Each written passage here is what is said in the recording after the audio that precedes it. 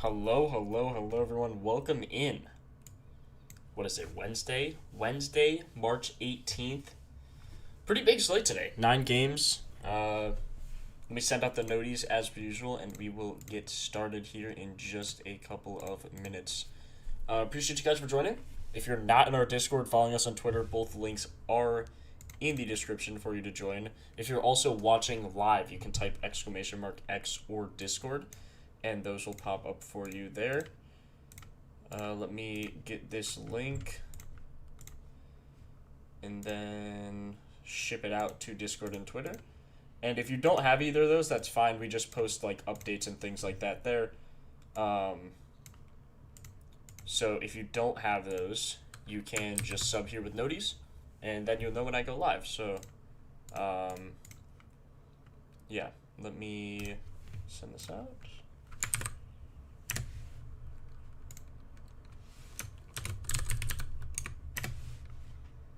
Okay. Hey, open chat. Subcell. Tanny, I saw you literally just ask if I was live. What's up, bro?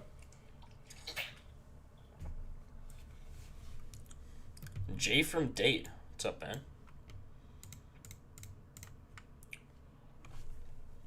Cool. Okay, let's go over the injury reports. Something I saw interesting. Look at Kuminga's line. 4.5 rebounds hit in the last 5 games. 20 out of 25 in the season. His minutes are kind of down, but look at his rebounds. He's still getting a ton of rebounds. They still trust him.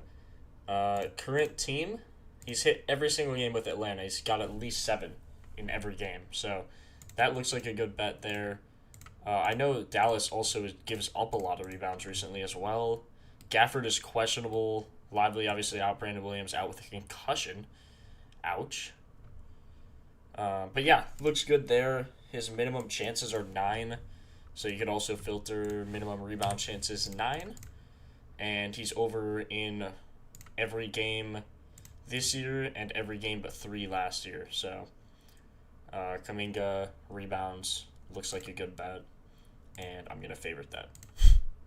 Because that looks good. Okay. Been hitting the gym? No, but I should. I'm getting big, bro. Getting big. Eating too much over spring break. Honestly. Another $200 night. Matt, bro, you're killing it, bro. You are killing it. Okay, did anyone watch the game of Duran's first basket yesterday? Like, I know he didn't get first basket, but I had someone in Discord said Cade just threw it out of bounds.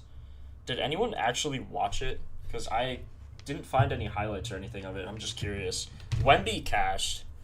Who are our other ones? Merrill didn't hit. Harden, who hasn't taken a single first game shot, ended up hitting, which was unfortunate. What was the other one we took yesterday? Wendell Carter. It was Paulo.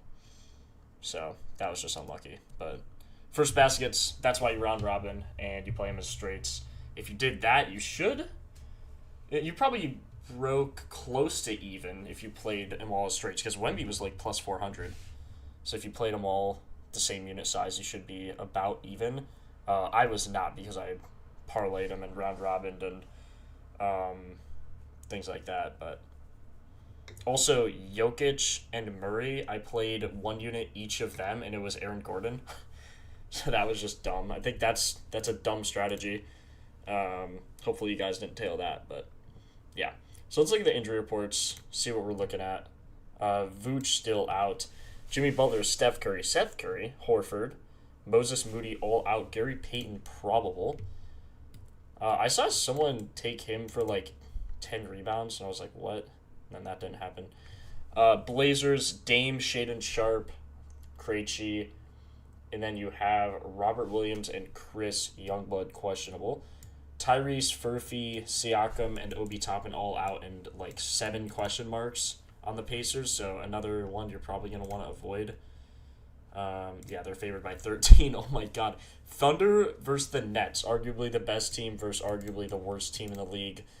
Sorber, Jay Will, Brandon Carlson, Dort, and Hartenstein all out. Could affect some Chet boards. I don't think this is going to be a close game, though. Demon, Ryan Sharp out, MPJ. I really don't know who's going to get boards for the Nets, so Maybe Chet is the play there. Raptors, you have CMB and Hepburn out. He is technically doubtful now, so he'll be back probably soon, but still doubtful. Noah Essingwe, Zach Collins, Simons, Ivy all out for the Bulls. Okoro doubtful, Sexton questionable. So not awful for the Bulls considering what it's looked like recently. Only a 7-point spread, so maybe some lines in that we could look at. Clippers, Bradley Beal and Yannick, and Matherin out with a toe. Don't know what happened to him, but I guess he's injured with a toe. Kawhi questionable, Batum questionable. Bryce McGowan for the Pelicans. Could be a close-ish game. Clippers still probably favored. Or no, yeah. So this will be a good one to look at. Is a defensive game for sure with the Clippers. Low pace, but Pels might drive that pace up. We'll just have to see. Kessler, Nurkic, Jaren Jackson, Keontae George, Lauri Markkanen, all out. Konkar probable, Ace Bailey questionable. Ant out. Jalen Clark and Naz Reid both questionable. Ant is going to be out for, I think they said at least a week or two. But obviously this just updates game by game, so we'll know. Kuminga questionable, but he should go. He's gone the past few games when he's been questionable with that knee. Kyrie, Derek Lively, and Brandon Williams out. Daniel Gafford and Caleb Martin questionable. Peyton Watson, Aaron Gordon out for the Nuggets. Grizzlies, Zach Edey, KCP, Ja Morant, Scottie Pippen, Santi, Brandon Clark all out. Man, I can't wait for playoffs when these joke teams are just out. Grizzlies, Mavs, Jazz, all these games are a joke. Bulls, unfortunately my Bulls. Thunder, just because they can, they have everyone out and they're still 20-point favorites. Nets are a joke. Pacers are a complete joke. Warriors aren't a joke. Curry and Jimmy are actually injured. But yeah, we'll see. We'll see. Can't wait for playoffs. Lakers, Maxi Kleber out. Van Vliet, Steven Adams, Jayshawn Tate all out for the Rockets. So we'll see there.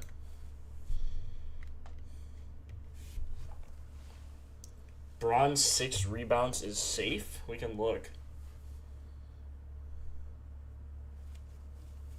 Derek White rebounds, we'll look. Let's look at both of those games. Look at Boston Golden State first. You said Derek White rebounds. Does he look good without Vooch? Is that why you're saying that, maybe? His line's 4.5 rebounds. So probably looks good on 3.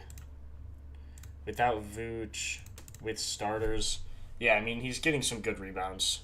Had 40 minutes in this game against the Spurs. Man, they lost, too. They got killed. Spurs are a scary team, man. Really scary team. Wemby dropped 40. Jeez. Jeez. Filter by a similar pace, see what he's getting. Because this is crazy. This discrepancy, minus 338, and you can get it at minus 130 on another book.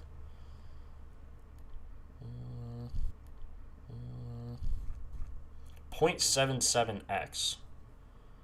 So what is that to American odds?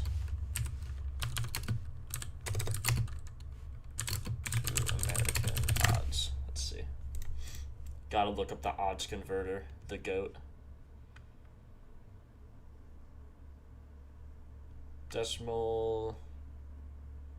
Yeah, it does look like about minus 130. Interesting.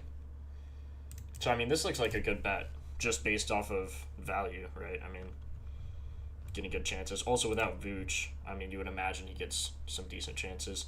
Minutes don't seem quite back to normal for Tatum. In these past games, they do, though.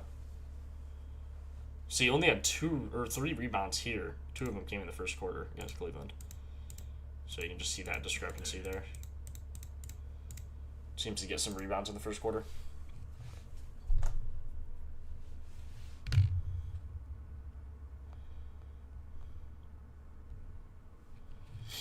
Discount on underdog as well. Could be interesting.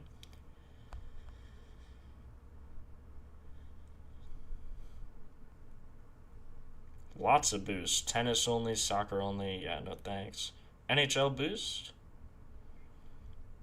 50% boost as well. So maybe we use Tatum on that 50% boost. Let's see what else we have just on the PF rating. So this is actually the highest rated PF prop today on this game. Derek White, 25.5 PRA, 20.5 PR. So they really like Tatum. Even the first quarter assist as well. Seem to like him for that.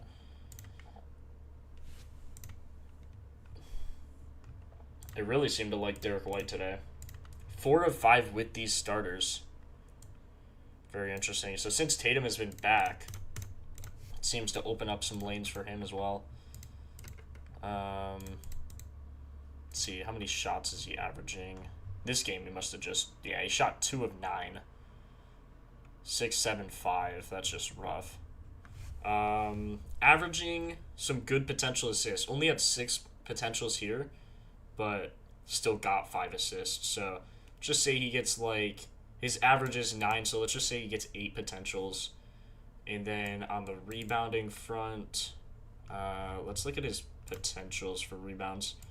Minimum chances are a 7, so we'll just put him at 8 assists, 7 rebounds, and how many shots? He's averaging 14, had 22 here.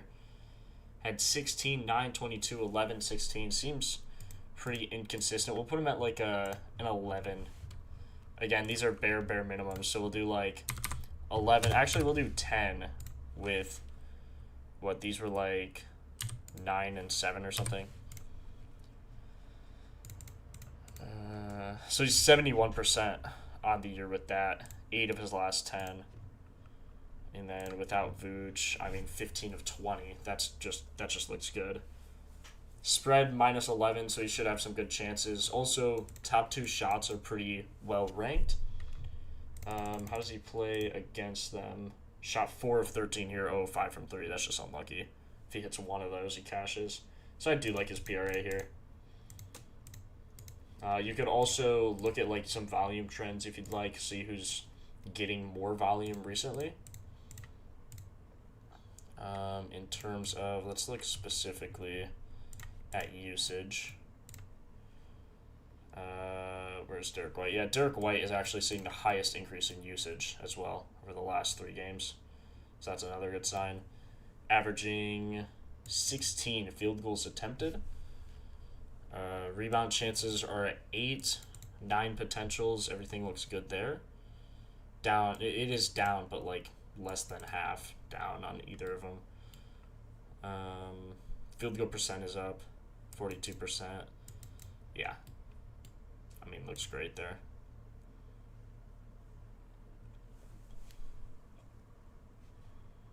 Could also look at injury splits like them without Vooch, although it's not going to show too much just because they played so many games without him. Which you can see there as well. So yeah, Propfinder likes it. I like it. I say we just go with this PRA.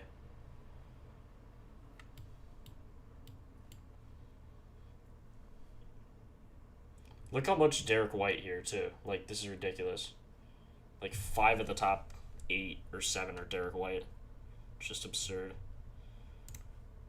They also like some unders in this game. Gui Santos, Wilbercard. Wilbercard up here a lot. Jason Tatum under his first quarter points. Has hit 4 of 5. Had 12 here against Cleveland, which is interesting.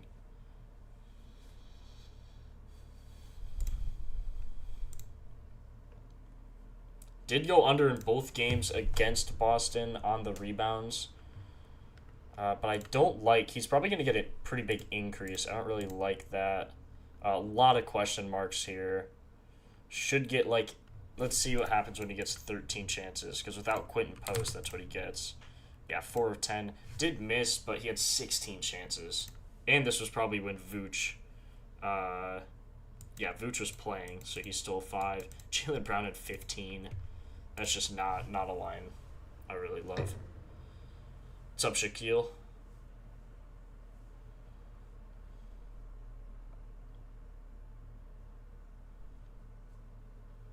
Bro, I just didn't trust Kobe White's minutes. He had 22 points in 17 minutes from what I saw. Also, Bucks want to shut down Giannis, so I mean the Bucks aren't playing today, but that'll definitely come into effect. I'm sure you guys have probably seen the reports on that as well. But yeah, I do like Derek White here. Spread and game total is a little low, but with his recency, I mean, you just have to like it. With how many shots he's taking with Tatum back in the rotation, only miss here was like 5 down from his average.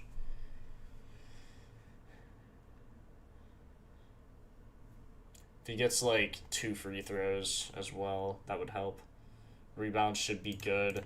Really good matchup, especially recently.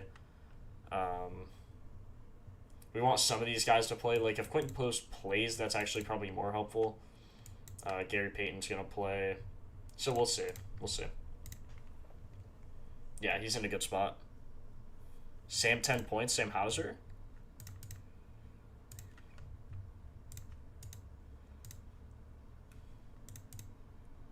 So line's 8.5. He's 5 of his last 10. How's he playing, like, with Tatum back? Yeah, seems to go far over or far under. Only shot 3 times in the most previous game 2 days ago. Interesting. Also, was that their most previous? Yeah. Let's actually look at Derek White, see how he performs on like similar defenses as well. 5 of 10, not great.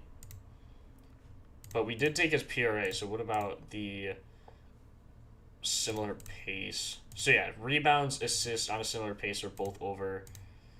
Points are a little questionable, but with the volume trends, I really like his chances to go over just everything, PR and A.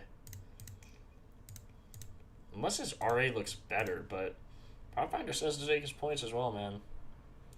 59% on the year, 4 of his last 5, 8 of his last 10. Where's his PR? Here it is. Or not PR, sorry, RA is what I'm thinking. 62%, brought down slightly by his year percent. PR or RA might be the move, actually. 55% without Vooch. With starters, he's over almost every single game. Missed that one. Points are 50%.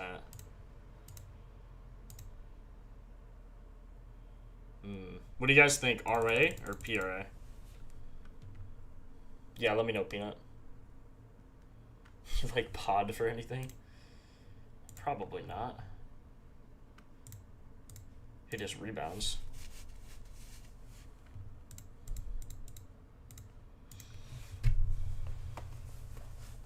PRA in the spot, just because the shot type maybe both are, I mean, top 18 and top 5. Spot up shooting. How's it on threes?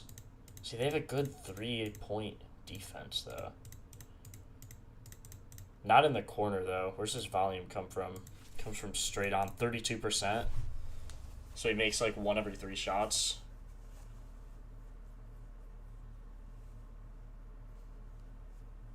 We'll see. I'll leave it at PRA, but I wouldn't be surprised if, like, if he has a crummy game shooting, he'll still be a playmaker. That's the concern. Average 3 points attempted. See, look at his threes, man. He's making like 3, 3, 5. Like, if he hits 5, he's easy covering. 21 points there. Yeah, we'll leave it as PRA. Am I looking at it wrong because I like pods for his assists?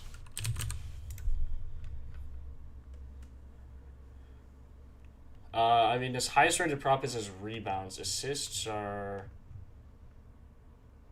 Where are his assists? I do not even have assists. Do not see his assist line. 3.5.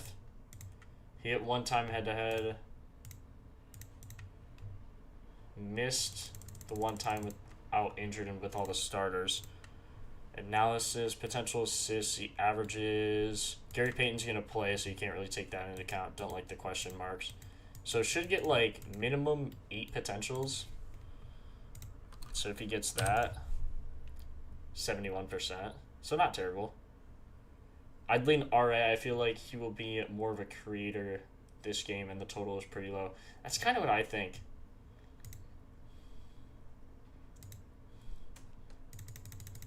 Like, what if we have So they're favored by 11. So let's say they win by like, let's say they win by 9. How often is he over his points with these starters? See, 1 of 3. Some of the games he missed. But look, he's still over on his RA. I mean, he missed by 1 of each here. But I still think I like his RA more. Personally. Plus 104. Another thing you could do is like filter. Yeah, without Vooch, he's also over in both games. And see his points, he's 0% over. He had at least 10 chances in both games. Another thing you could do is filter in Pritch. He's obviously huge, but he was in both of these games. I think RA is the better move, boys. I think it is, just slightly. Just because of game total. And with Tatum, like... What's Tatum's shot chart look like? See, Tatum also has a pretty decent matchup. Hauser, Brown. Quaida doesn't. He's the only one who doesn't have a really good matchup. Shearman even. I think he'll be a playmaker. So I think we filter him on like, what if he gets 8 and 8 chances? Like that's 2 under his minimum on both. Or what we think should be about his minimum. We'll keep the point differential at like 8 on a win. See, he's 10 of 13, 12 of 13 on his assists. Now what if we take this off? 63%. And yeah, 63% rather than 59%. Definitely better. And then you can filter like 9 and 9 as well. I'd be comfortable with that. 65%, 8 of his last 10. So like early on. Also, these are against really hard matchups like Knicks, Pistons. Phillies aren't, but look at his potentials. Like he was still getting crazy potentials.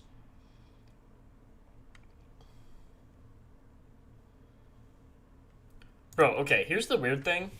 Boys, remember our first basket research yesterday? We did not win a single tip. Wemby lost a tip. He still got the bucket. How is he losing the first tip, bro? Like, bro, what? I thought that was so weird. Anyway, Golden State, let's see what we like for them. Here, so like obviously you see a lot of guys on Boston. I would start this game by looking at the injury splits for Golden State just because there's so many guys out. You don't want to overlook that. You get rid of the questionable, get rid of probable. Just look with definite out, guys. Usage, looks like D'Anthony Melton way at the top there. Kristaps Porzingis obviously played one game, played super, super well.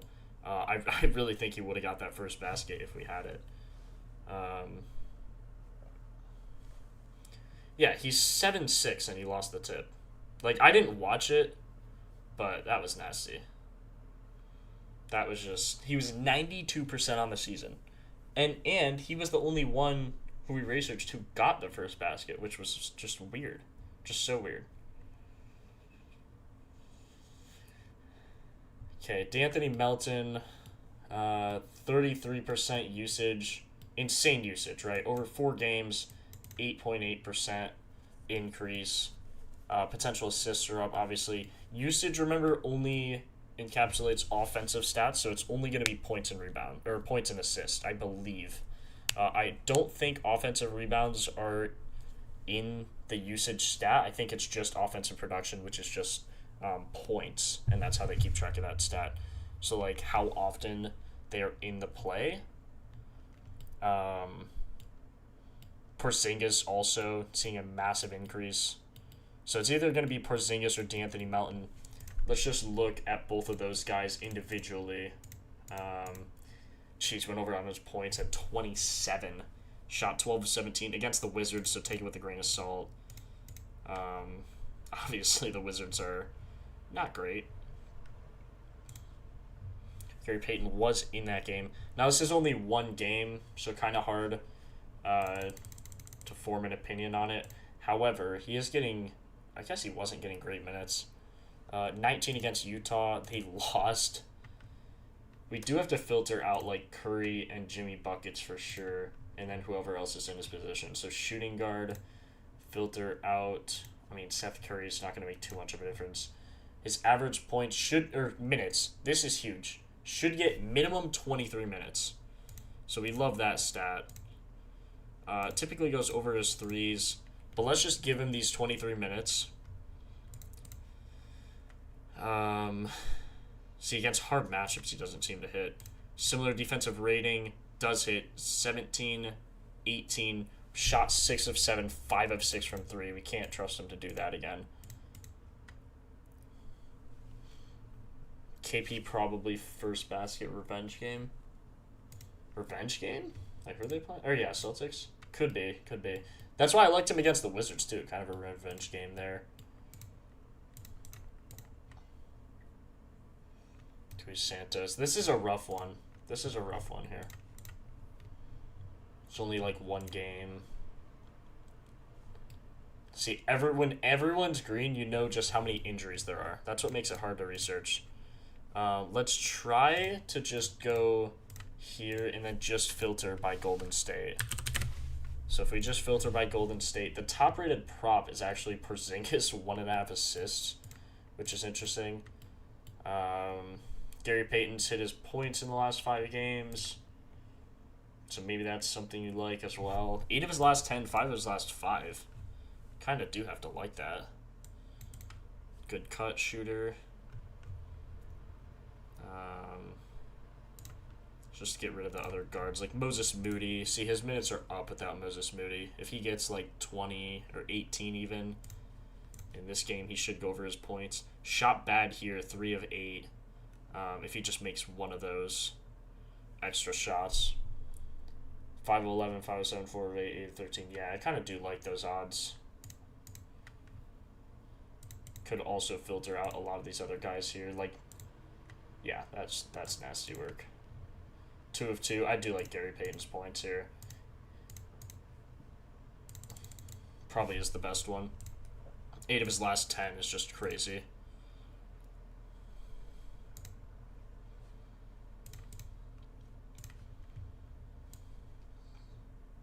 Let me add these props quick so you guys can have them. Let me add these props. If you type !props in chat, they will pop up once I'm done with this. Give me 2 seconds and I'll let you know when. For 1.5 first quarter rebounds for Tatum. White over 9.5 PRA. I do like his PRA. I'm just a little concerned on the game total. Is he Peyton like the second? Peyton the second over 8.5 points.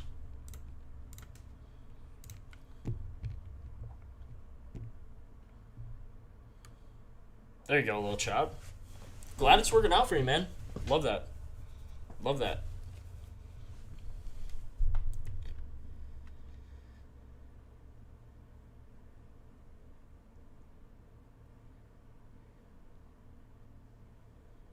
River Card, I think he grabs 5 boards.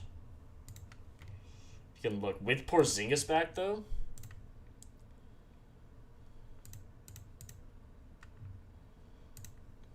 Porzingis on the Warriors seems to go over his assists. Will Ricard, let's look. You said you like him for 5 boards?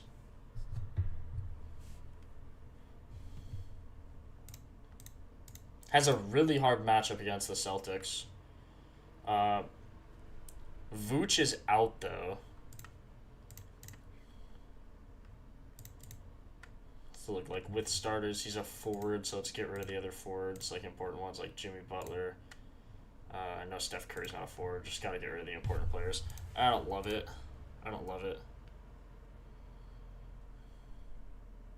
Had 32 minutes in this game against the Wizards. Shot 0 of 6. 0 of 4 from 3. Don't love it. I do like Gary Payton's points. Draymond Green over 3 first quarter points. He's hit 6 of his last 10, 5 of his last 5. I think these are also games without these 3 guys. Very interesting here.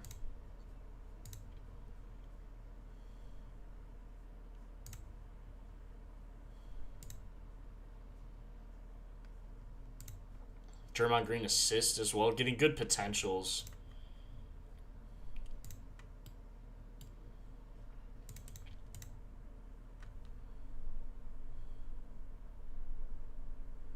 Averages 12 potentials without Moses Moody. That's interesting.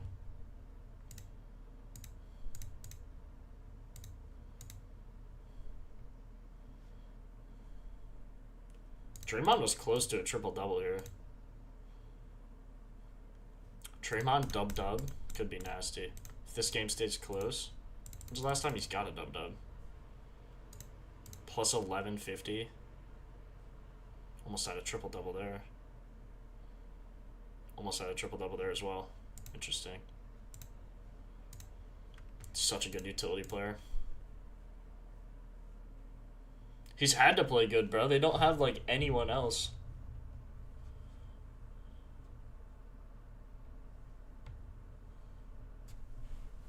Yeah, they always leave him wide open, but I don't think that's a bet I want to take. No cap.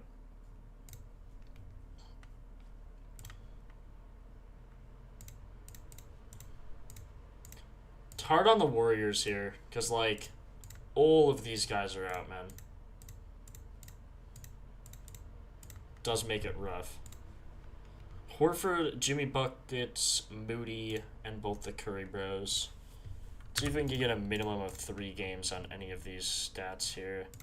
Let's just filter by all. Maybe like a minimum of like 4 games. 4 or 5. Okay. Usage. D'Anthony Melton still does seem to have a high usage. Minutes. Gui Santos minutes are just crazy. His points are up as well. I think he has a hard matchup, though. Yeah, that's a really hard matchup. 5 of his last 5, though, he's hitting. 8 of 19, 6 of 13, 7 of 19, 15, 12, 10. He's getting some good shots up.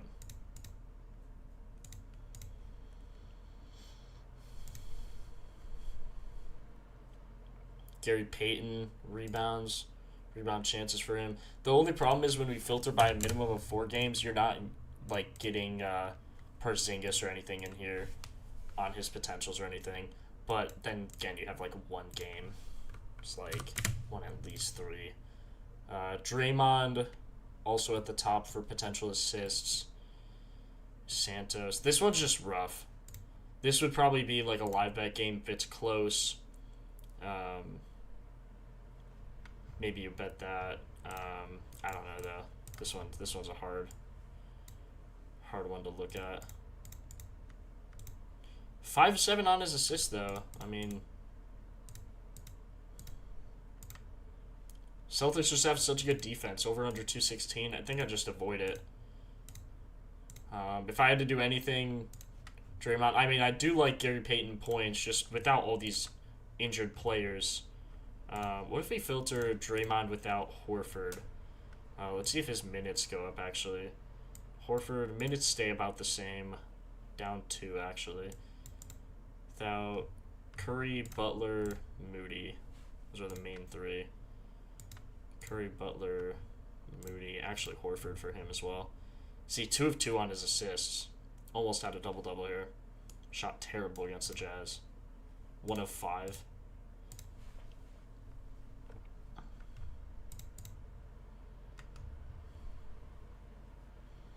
$28 minutes. See, the thing is, like, these games are close, though. So I don't know if these games, like, if they lose by, like, 10, is he getting good minutes still? See, he's 5 of 13 and they lose by 10. But his minutes are terrible. Like, against Boston, he had 18 minutes. I don't know. I'm just going to fade. I'm going to fade. This game sucks next. Yeah, I kind of agree. Let's go next. next to the Blazers Pacers. Yeah, my favorite.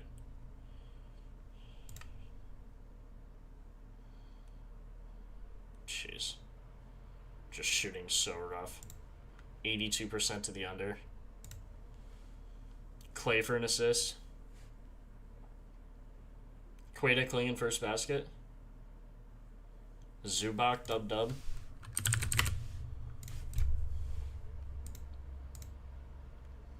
I don't think. Yeah, today's slate isn't great. But that's the thing that happens down the stretch is just so many blowouts because all these teams are just giving up, and it's just like, I mean, you know the drill. It's just bad. Like let's look. These games like Golden State's not out. They just have actually like they're actually injured. Indianapolis, they literally got fined for tanking. Nets are terrible.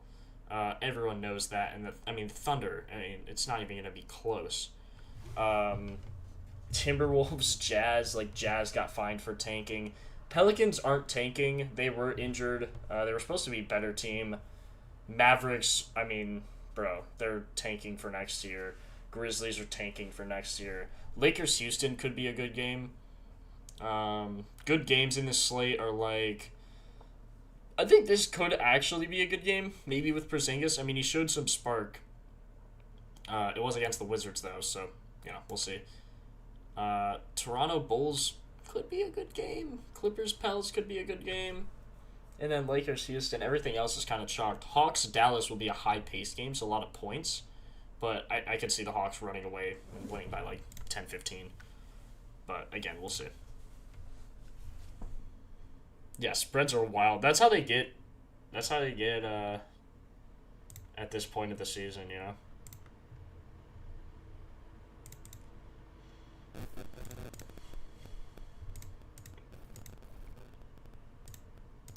Yeah, I don't love Zubac for a dub. Only had 16 minutes in this game. Also, their spread is 13. It's just not. Jeez. I mean, Zubac could always end up getting a dub. This would be a fade game. Oh, MLB soon. Boys, it's coming. It's coming. I can't wait. MLB. Anyway. This game I would probably just fade. Maybe if there's an under you like, but thing is, highest rated under, sure it's Jarris Walker PR, but look at his shots he's taking. 6 of 14, 2 of 5 from 3. If he makes one more 3, he's going over. 2 of 6 from 3, 6 of 12. It's just, do you really like that? Especially with all these injuries, all these question marks. I'm just avoiding this game. Take a peek at Scoot. Oh, no. You guys are down bad. Scoot what? Scoot over 17.5 PRA. 3-3 head-to-head. Getting decent minutes.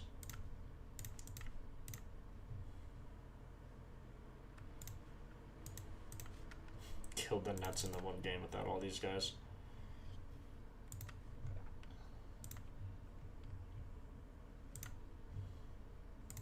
Four of his last 5. I just... Oh, my God. Oh, my God. His shot chart's insane, though. His shot chart is nasty, boys. Look at him in games won by a decent margin. Like, 11. 4 of 9. It's not great. Unless he looks good on PRA. Not really. Unless you're saying more decent than 11, like 13, 15, 20, 18. Still, though. His minutes, I know his minutes weren't good coming off that injury. When was that? When was that? 4. It was probably this. He was coming back. I thought he was coming out of injury at some point. Or was it just the start of the year? Oh, yeah, he didn't play until here. Duh.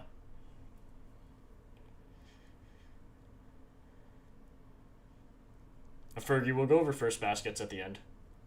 We've been starting with those, but we'll end with those today.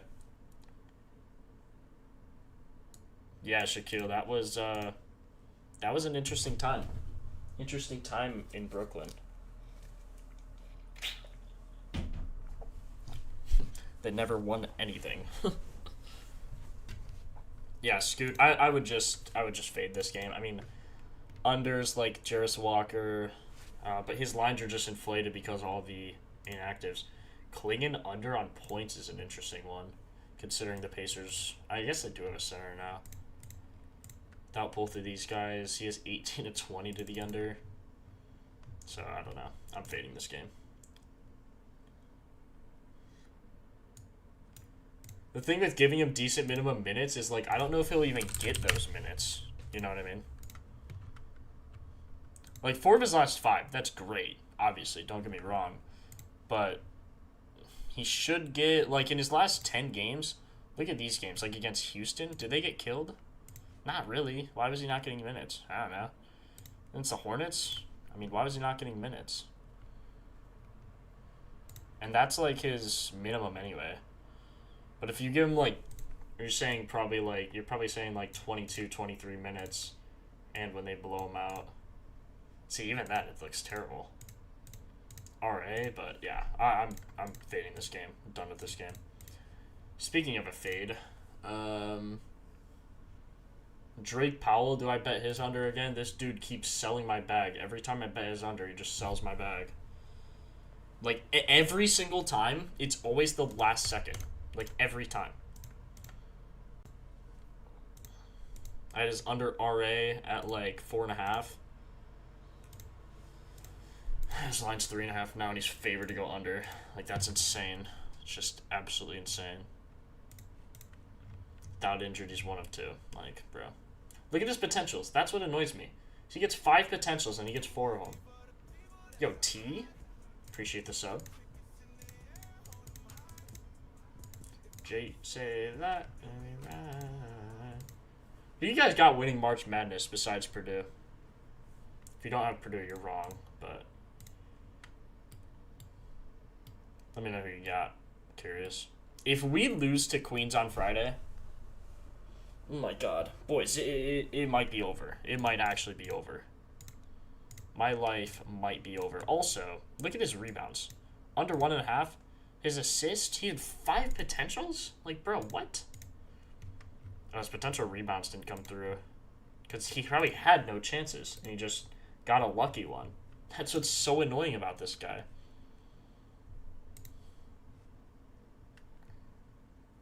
Case and Wallace under in all games without SGA. However, what if they win by like $1 billion?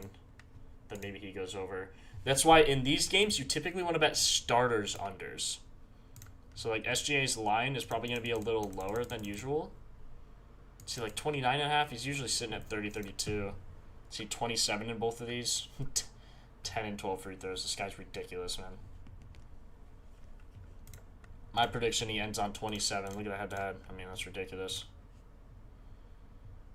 Without Jalen Williams. Who else is he going to score, though? And Chet's questionable. Because, of course, he is.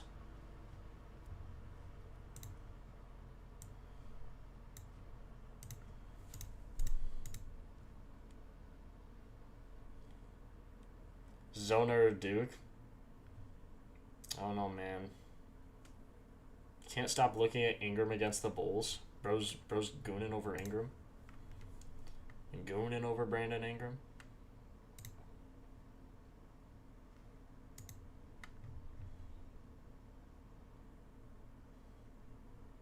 Going Illinois. I have Purdue I have Purdue beating Illinois in the finals. Because I'm from Illinois, so. Fair enough, Trell. Fair enough. Fair enough. I feel like I have to take Drake Powell, bro. I hate this dude. Literally hate this dude, man. Oh my god. But does he get blowout minutes? Like, surely not, right? Like, if they lose by, like, 15, is he getting minutes? No. It's just not.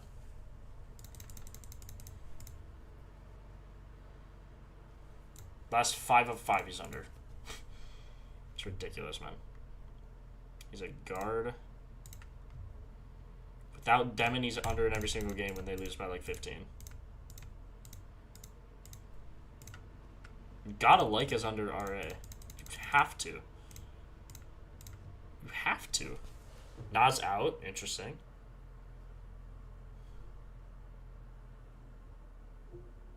You have any idea when MLB research is dropping? Bro, when MLB season is out in like a week. Get ready, man. I have a feeling the site's just gonna like overflood on the first day. It's gonna be crazy, bro. People are so sick of NBA. It's actually crazy. You guys want MLB so bad. It's actually funny.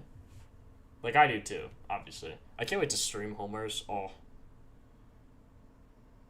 On the 25th. It's gonna be good, man. Our UI is so good. It's actually so... It's basically the same from last year with some minor improvements. But the UI is better as well. So everything's faster. But last year, like, we had no problems. I know you guys liked how it was last year, so we're like... You know when Fortnite had that massive update and everyone stopped playing Fortnite? That's like, we don't want to be Epic, man. We don't want to come in and ruin everything. If it's perfect, keep it OG, and just leave it. Everyone loves it, and it's good. Just leave it. Leave it. So, we kind of did that. Again, some improvements. Don't want to spoil too much. But yeah, just get ready for MLB. It's going to be fun. It's going to be fun, promise. How many shots is Drake Powell getting up? Like, without these dummies, how much is he getting up? No data there. I mainly want Demon out. Because, again, same position. Drake Powell actually does have an increase in points. See, but look, his potential assists and rebounds are down. 1 and 2 chances. Like, sure, we'll give him 1 and 2 chances. 1, 2. Is over on his rebounds. My God. Is that what it said? 2 chances? No, 1 and 2. Sorry, I'm dumb. 1 and 2. Still 100% on his rebounds. That's ridiculous. When he gets 1 chance?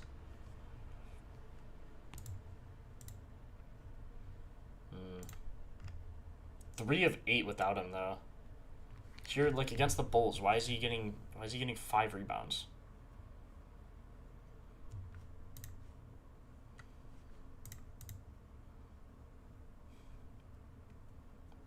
Luka under points.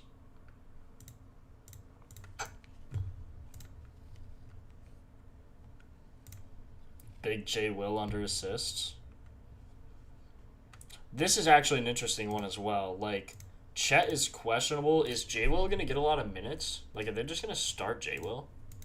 That'd be nasty.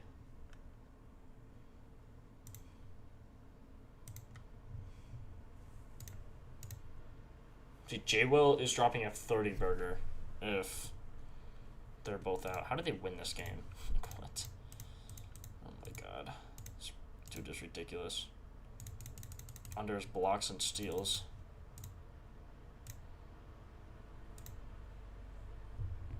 He's under this line in 90% of games. Why is this a line?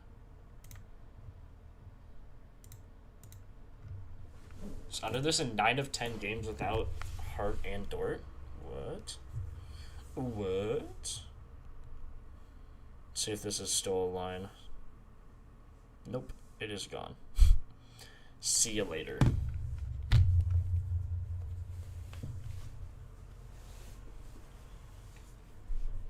Yeah, MLB is going to be great this season, boys. Nas Reed ruled out. Let's see.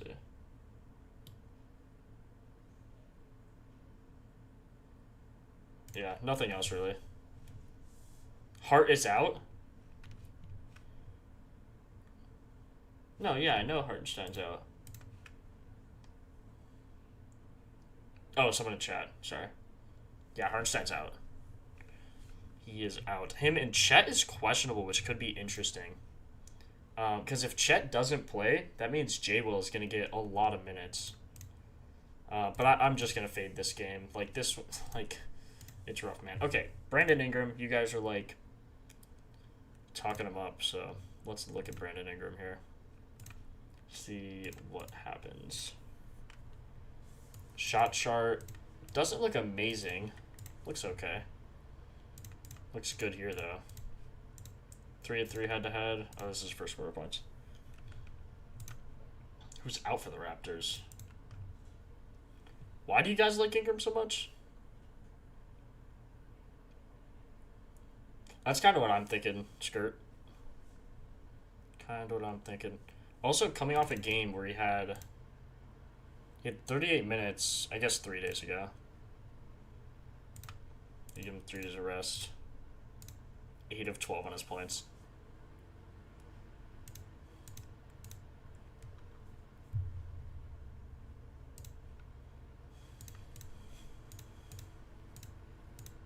Man, his PR looks really, really good.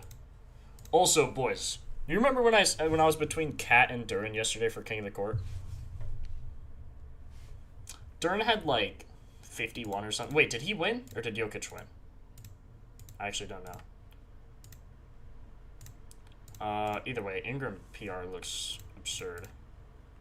Are these all with starters too? Yeah, one of them was. 11 of 26, 6 of 7 from the line, 3 of 5 from 3. Jeez Louise.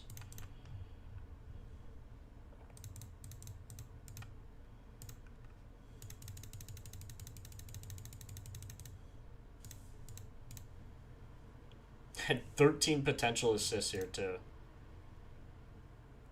Duran won, yeah. Well, the only reason he did is because Cade got injured. Cade got in, like, I'm not saying the only reason, like, I guess he still could have hit, but, like, probably not, right? Like, if Cade doesn't get injured, he probably doesn't win King of the Court. And I was between them. I was just so mad.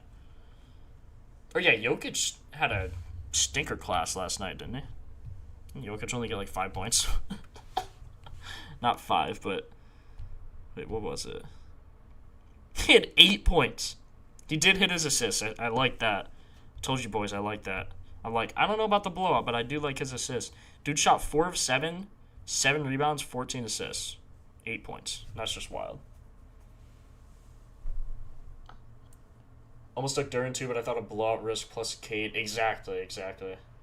There's just you can't guess that.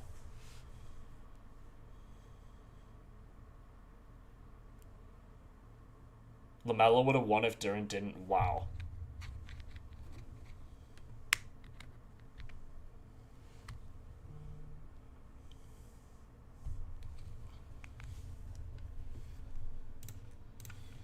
Let's see. Why do you guys like Ingram so much?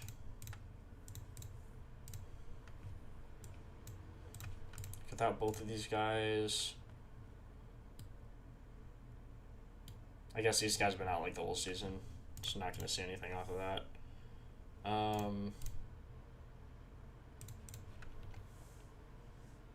Let's look at Matas quick. See if we can get anything. Oh, look at that.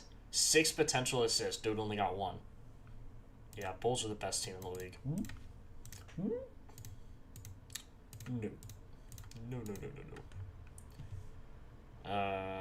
Forwards. Noah. He's been out the whole season.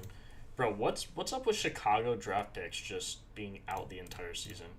Zoff Frazier last year for the Bears. Noah Essingway for the Bulls. Like, bro, what are we doing? What are we doing? Ooh, with starters without all injured. Ooh, his PR looks really good. Didn't hit his PR that game, but he also only got 24 minutes. Probably got killed. Yeah, they got curb stomped. If this game is close, also decent pace. Decent shot chart here as well. All top. What's his PR? PR 25.5. Yeah, I think that's a line I like. Plus 100. Should get decent minutes. Only got 30 against the Kings. They got killed. He should get like... We'll say he gets like at least 30, right? And like 12 shots. How many rebound chances? He should get way more than 12 shots. We'll say like 12 rebound chances. 12 rebound chances, 12 shots. He should get more than 12 shots. Yeah, like if it's a game, he'll get like we'll give him like 14. 14 shots on 12 potentials. See what he gets on that.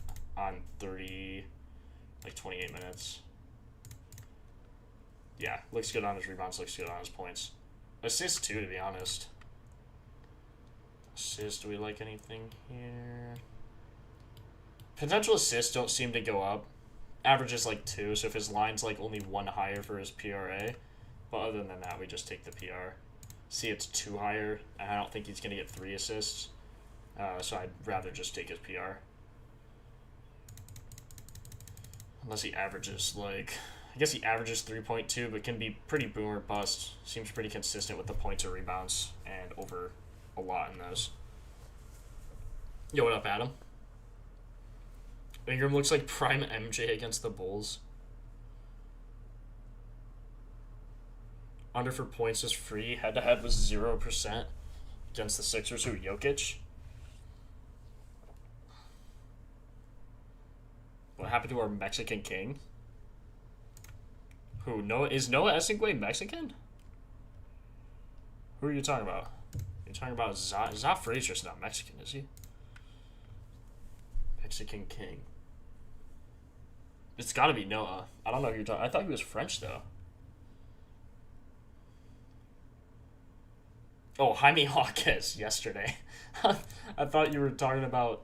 I was talking about the Chicago draft class being bad. Or, like, just not playing the whole season because injury or... Za Frazier was personal reasons, but, you know, something like that. Just weird things. See, similar defensive rate... Yeah, we gotta go. We gotta go Brandon Ingram. Similar defensive rating. What about a similar pace? Similar pace, even on his assists, man. Typically hits his rebounds, typically hits his points, typically hits his assists. Might have to go for all of it. But then also, look, like, they haven't played a game in 3 days, and he had 38 minutes. So if we give him 3 days of rest and these filters, it's 100% on all of them there. What if we give him similar defensive rating? 100% there as well. Yeah, just have to like his PRA. The thing is, his assist chances look nasty as well. Like 13 here. Only had, what, 2 against Milwaukee, but he got 29, 8, and 3. So he shoots at least like 15 shots, 5 free throws, 11 chances, then like 4. So what is everything I said? 15, 5, 10. 15, 5, 10, 4. And then see how he does on that. Points are actually not great, but again, he should get more than that. I filtered like pretty low. Like he should get 16 or 18. Had a lot with 15. Rebounds look really good. Man, maybe rebounds are the move. Similar pace on rebounds, he's 89%. 3 of 3 head-to-head. Would taking a double-double be nasty? Taking him for a double-double be nasty work? How often does he get dub-dubs? Ooh, plus 675? Come on now. What do you guys think? His points or rebounds? He does turn into Jordan when he comes to Chicago, typically. Has hit 30 every game against Chicago.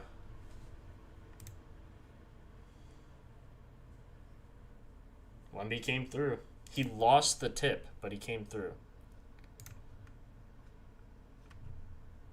I feel like Matas. Also, okay, we need to filter in game script, so should be a close game. Let's take Ingram. Let's give him... Without these inactives, doesn't really add much. I mean, what's his face is doubtful, CMB. So we'll put it in. It shouldn't really matter. See, his points don't look great. Like, had a really rough stretch there. Rebounds also don't look great, but then you filter in, like, pace. You say, like, they're going to win on a similar pace. Like, yeah. Do I just take his PRA? This one's rough. This one's on pace, though. We do need to filter by a similar defensive rating, rather. I'm just going to take his PR. I think he has a chance.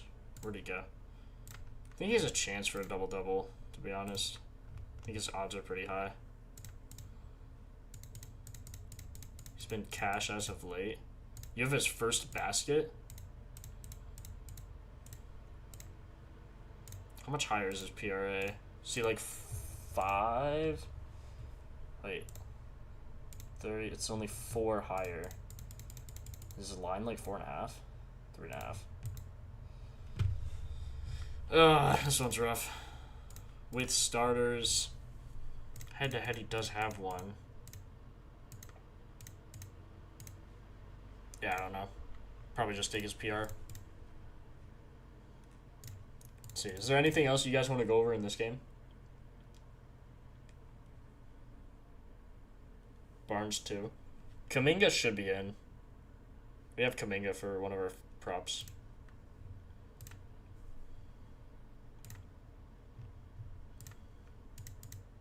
You said Barnes. I feel like all of these guys are like the same. Like Quickly, Ingram, Barnes, Barrett. I don't know why. Just always thought of them as like the same. See some rough matches though recently, like against OKC, New York, Minnesota. Win. Like he should also go over his rebounds, especially on this matchup. Scotty Barnes, similar pace, 4 of 7 only. Should against the Bulls though, surely. 13 chances in both games. He should get 13 chances. Averages 13 without Hepburn. Averages 13 on the year. Let's just say he gets 13, 92%.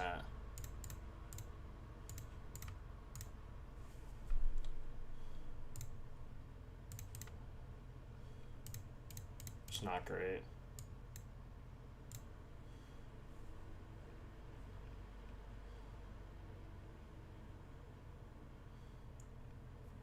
Quickly 21.5. Let's look for points first. So this is just without injured with starters when they win. Or actually, let's go away when they win. So yeah, Scotty Barnes on rebounds does look good. Let's look at points though. So probably no for Scotty Barnes. Quickly doesn't look awful. Podol 7 of 9 for Podol. No for RJ Barrett. No for Ingram. So either... Honestly, Podol for points looks the best. He also probably has a good matchup. Yeah, so look at this matchup. Against centers, the Bulls stink. So he actually probably has a good matchup here. I like that one. When they win on the road with starters without injured. Should take out him as well, CMB. So yeah, he's 4 of 4. I mean, averaging 17 points. So you can take him up to 15 for a plus 230. Maybe sprinkle that as well. I mean, you see it every game. 7 of 8, 7 of 10. Like, if he gets 7 shots and, like, 2 free throws, let's just see how he performs on the year. 7 shots, 2 free throws. So that should be about his average. 6 of 9 on a plus 230 line.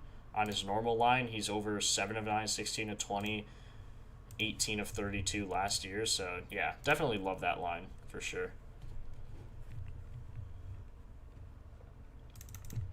Okay, let's do this again. Without injured with starters, we have to take out CMB. And then filter on the road. Also, actually, instead of doing on the road, I think a more important stat is probably the days of rest. Like, if all of these guys have 3 days of rest, which they are getting, Podol doesn't seem... God, he doesn't seem great on that. Who's playing good on days of rest? I think it was actually Ingram.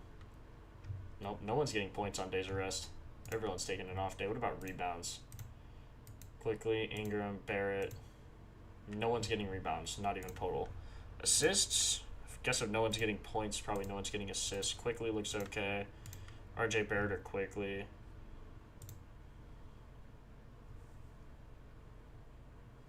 Man. Just rough stuff there. Rough stuff there.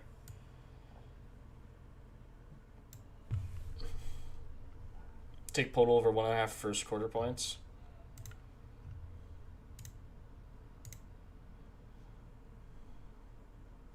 That's interesting. 3 days of rest. How many minutes was he getting? He was getting okay minutes. I don't think he was in his full form yet. Only had 21 against Phoenix. They killed him. Like, he should get, like, 25. And even if not, he has a really easy matchup against the Bulls. 5, of course, on a similar defense. CMB not playing as big for him, though.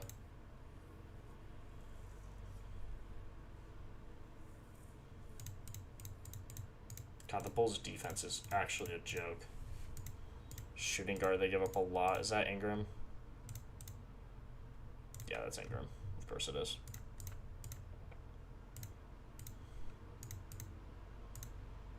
We're just taking Ingram PRA. I think Podol is a good spot, though. Like, it's interesting.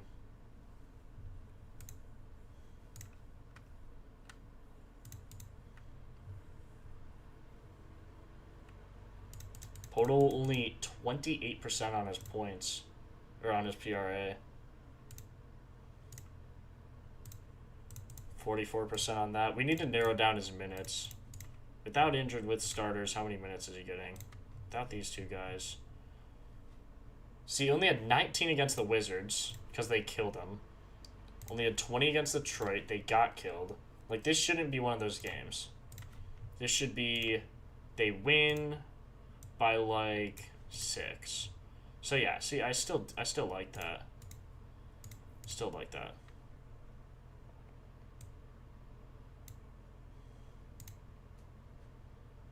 Let's say they win by like 5. And we'll filter all these guys as well. So I think Podol for points. Barnes. Barnes doesn't look great. Unless he has a good shot type. Yeah, not a great shot type. Brandon Ingram, just spot up, does have the best shot type.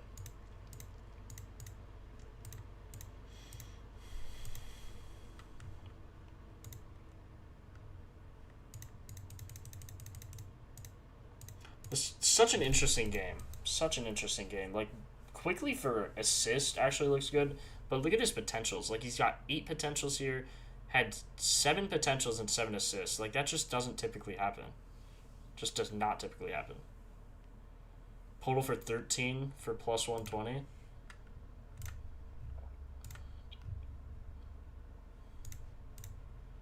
Could take him. Oh, yeah, nice. FanDuel has him at plus 100. Normal line is 11.5. Like that. Shot one of 1 here. But it shouldn't be like, it should be like 5 to, you know, it should be like a decent margin. Yeah, I love him for 15, bro. They got like Podol more than Ingram. I'm just going to leave Podol. Thoughts on Josh Giddey? I am taking Matas. I do like Matas for, what did I like him for his PR? Because of the increase without some of the injured guys. Like, you look at the other forwards. Other guys out with starters. He was over. See, good minutes. Or should get good minutes. Against the Kings, they got killed. They lost by 16. Against Minnesota, they also got killed. These games were all close, and he played really, really well. I guess this one was by 12, but still close enough. Memphis, they got killed, but he had good minutes in all of these games. Or Memphis, they killed him. So you always want to be on the winning side, but even if not, similar pace should be good. Giddey under RA would be crazy. Is trending over, at least on his assists. His assist chances are crazy. Dude's dropping 23 potentials like it's nothing.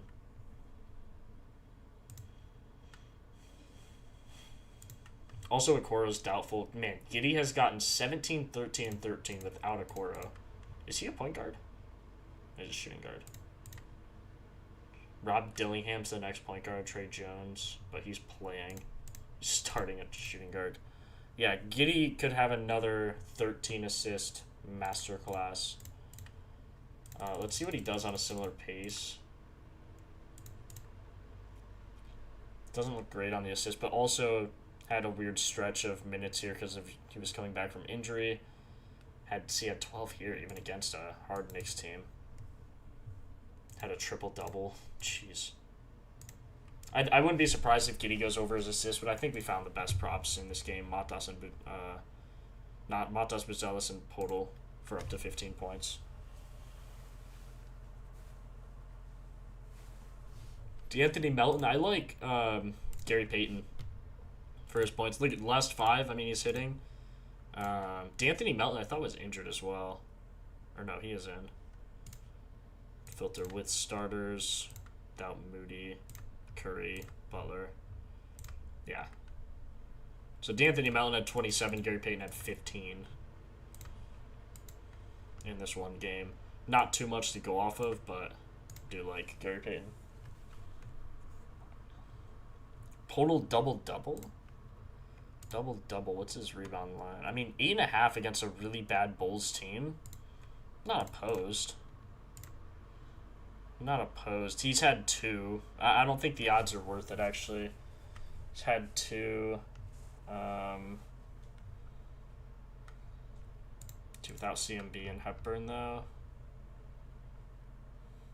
He would never get there with assists. It would have to be rebounds, obviously. You know that.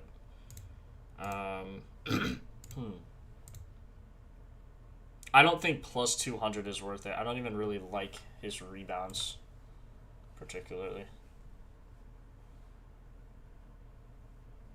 What all you putting in the filters to see the total points? Okay, so for the total points, we are filtering these guys both out with the starters. And I think the filter was the point differential. So they should win. Spread of 7 is like a pretty convincing number. So let's say they win, and they win by at least 5. When that happens, he's 6 of 8, getting 14, 20, 19, only 3 points here. But again, this is a massive blowout, and he only had 19 minutes. This game, also a blowout, only had 20 minutes. So I think he gets at least like the next minimum, like 22, 26-ish, somewhere in that range. So it's filtered by 22. And then you can see he's 6 of 6 on that line. And for the 15 plus 230, I mean, he's 5 of 6 on that line. Just missing 1 here, and he missed a free throw, so he could have easily hit there as well. Getting good shots. So if you take now, what you do is you kind of backtrack. So you have this, and you want more data to see. 5 of 6 is already good with me. Usually I do this with like when you only have 3 games or so. But you could look here. You're like 8 shots. I always only look at shots. I don't look at makes. Especially because he's a center. He doesn't shoot threes ever. So you just look at his shots. Usually layups, floaters, jump shots, things like that. So 8 shots, 10 shots, 10 shots, 7 shots, 9 shots, 12 shots. So his average is probably like 10 or 11, but I'm going to say just his minimum. So 8, I think, is the minimum. Or no, 7. He shot 7 of 7. And then for centers, you do want to look at free throws as well. So it was shot 0 of 1 here. But you can see here like 6, 4, 5, 0, 5. So it's given like at least 2 free throws. And then filter like that. So we'll do like 8. Because 7 is a pretty low outlier. Because usually like 8, 10, 10, 9, 12, 7 again being the outlier. So let's give him like 8 shots, 2 free throws, and then filter everything else normally and just see just on that how he fares on these points. So let's just take his minutes off, take the point differential off, take everything out here, and just have the shots and the free throw attempts. And you can see there on 14.5 points, still 5 of 6. This season you can see 8 of his last 10, 14 of his last 20. And again, that's the plus money line. If you look at normal, it's 16 of 20, 28 of 32. So that's kind of how I look at things. I like projecting their minutes, projecting what's going to happen with these players, and then going back and backtracking what they should get, taking everything else off. Because, like, the main reason you do that is they could still have, like, even if some guys aren't injured, or even if he does get 20 minutes but he still gets the shots you like, something like that, you always want to filter by what they should get, you know. Yeah, look at shot chart. His shot chart looks really well, too. Looks really, really good. So cut, pick and roll, off rebound, his 3 top shots. Transition, barely shoots at 13%. The main shot, he shoots 40% of the time off the cut, averages 43% of his points from that over the course of the season. So pretty much half of his points come from that. That's why you want to look at this shot. Really, really important there.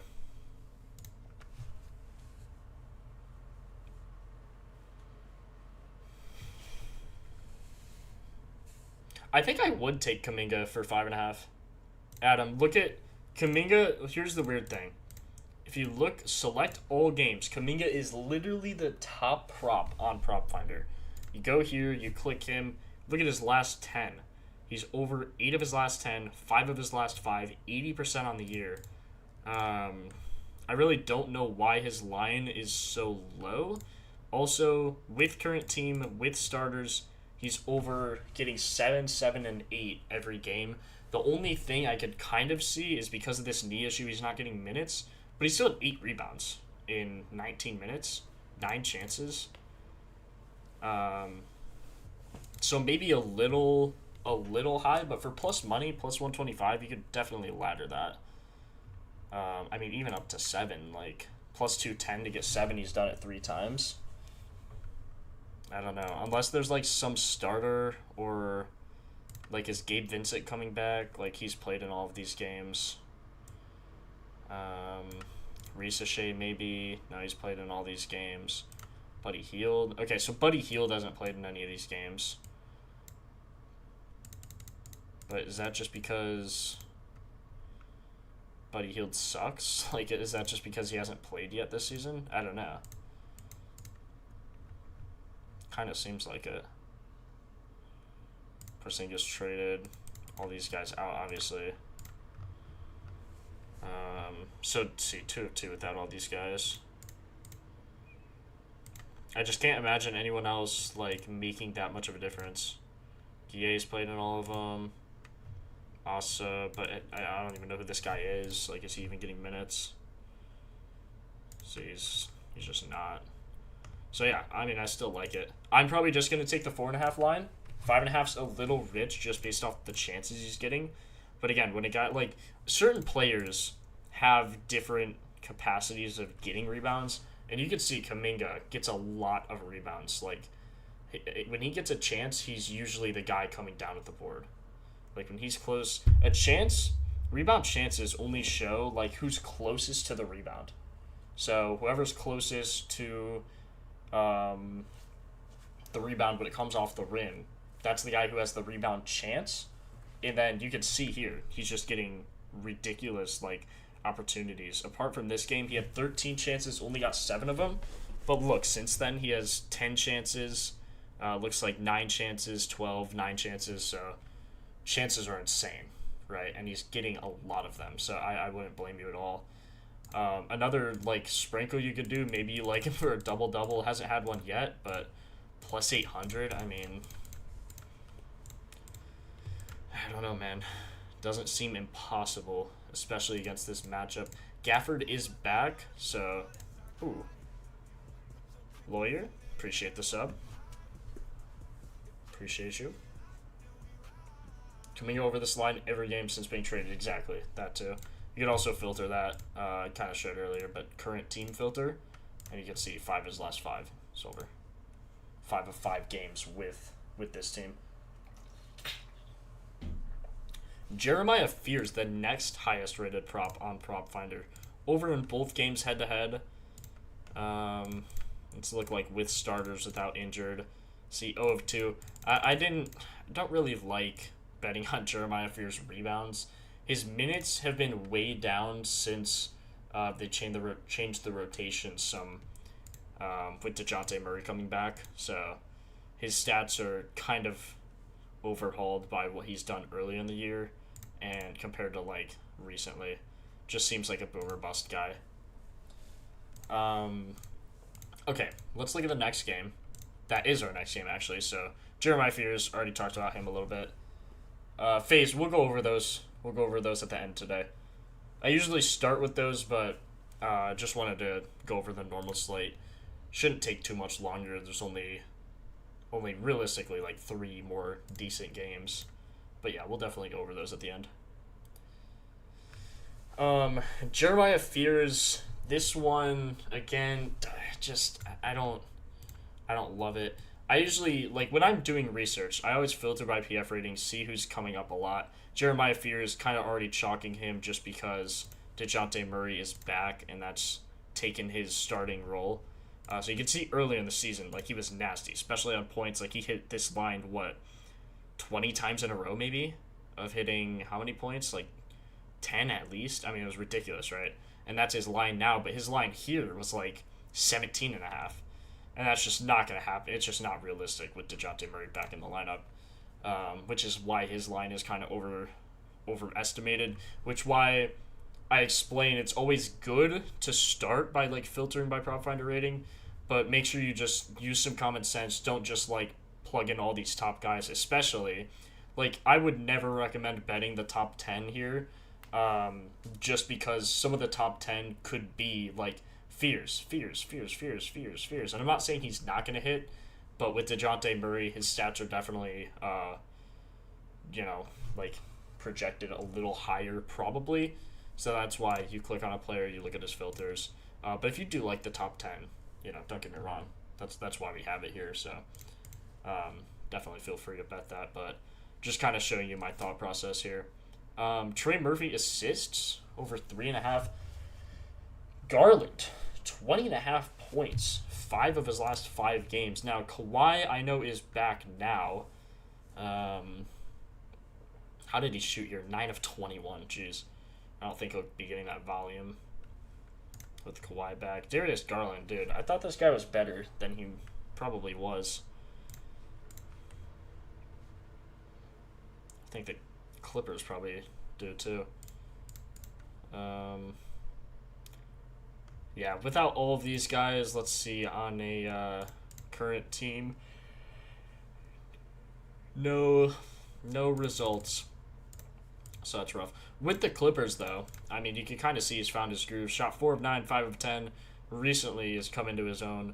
With Kawhi, though, like if he plays, still looks okay. Over-under, really good, actually. Really good shot, first shot.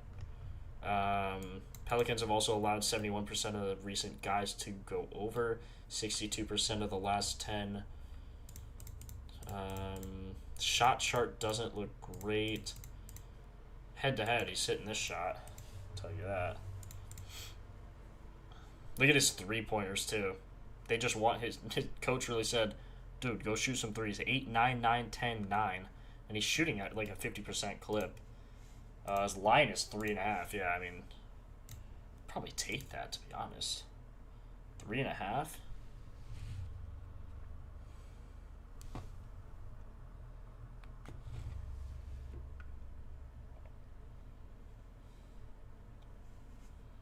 Holiday rebounds?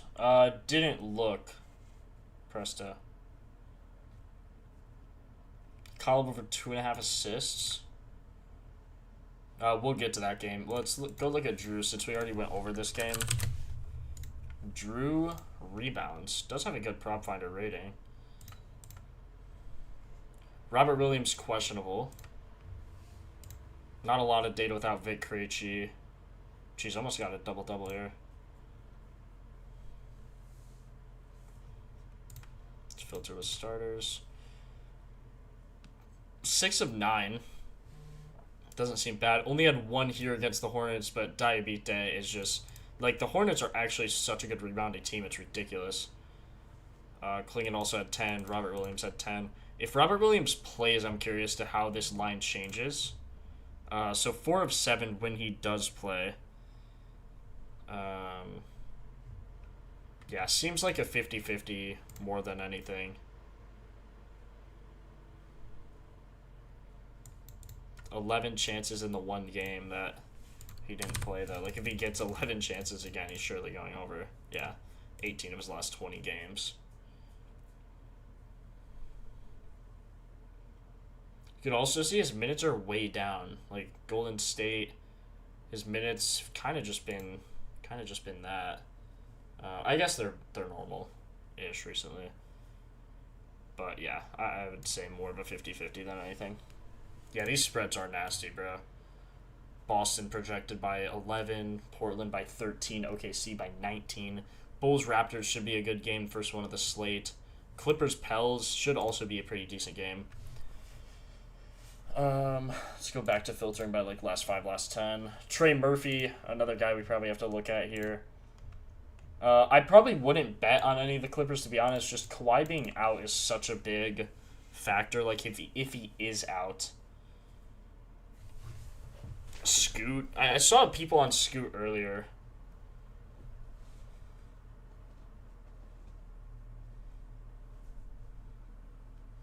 No Kawhi. Is he out for sure?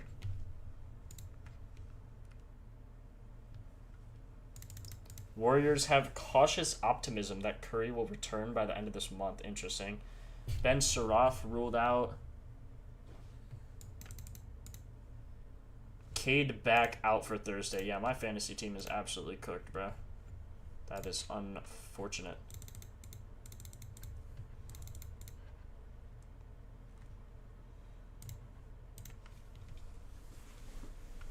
Collins points. Let's look at we'll look at the Pelicans first, just to see if we can find anything here. Not a lot with DeJounte Murray. Just not a lot of data with him in. Trey Murphy seems to get rebounds. Clippers are a really good rebounding team, it seems. See 17% over in the last 5 games. Or last 5. I always say last 5 games. It's actually last 5 props that have lines, so you can see 1, 2, 3, 4, 5. One of them's gone over. Or no, is it last 5 games? Maybe it is last 5 games. 1, 2, 3, 4, 5. 1, 2, 3, 4, 5. Yeah, because one's gone over in like 1, 2, 3, 4, 5. Yeah, that's right. But yeah, either way, 17% not great. Although Trey Murphy is getting some good chances without McGowan's and with these starters. 14 and 11, even against hard matchups. Had 7 rebounds, 6 rebounds on some good chances. So could be something to look at. Let's look at points. I think his points or his rebounds? His assists were actually the highest rated prop. Did he have assist with those? Yeah, his RA is over. Assists are slightly under, but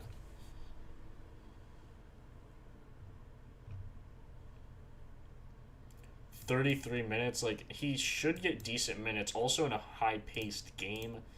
4 of 5. Who was the guy who's out? McGowan's. Where's he in the depth chart? He is second. So Trey Murphy should actually get some really good minutes with him out. What does he get with him out? I think it's 33 minutes. And if we have normal, yeah, so he should average like at least 30. Only had 28 here, probably because they killed Washington. Had 41, close loss against the Suns. All of these matchups have been really hard, and he's still getting good rebounds. Even his assists. So, yeah, probably just his RA, honestly, would be the move. Seems to hit his rebounds by more, but is still hitting his RA. Or still hitting his assists. Kuminga's been questionable for the past, 3 games, guys? I don't think it's that concerning, to be honest.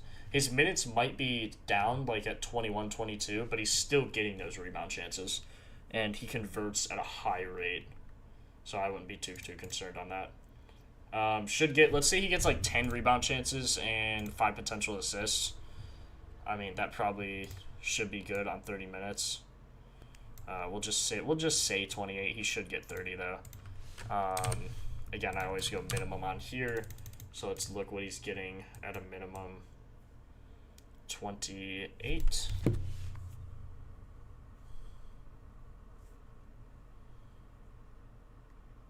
Wow, Jack Sanborn back to the Bears? Jack Sanborn back to the Bears, boys. That's huge. We love that.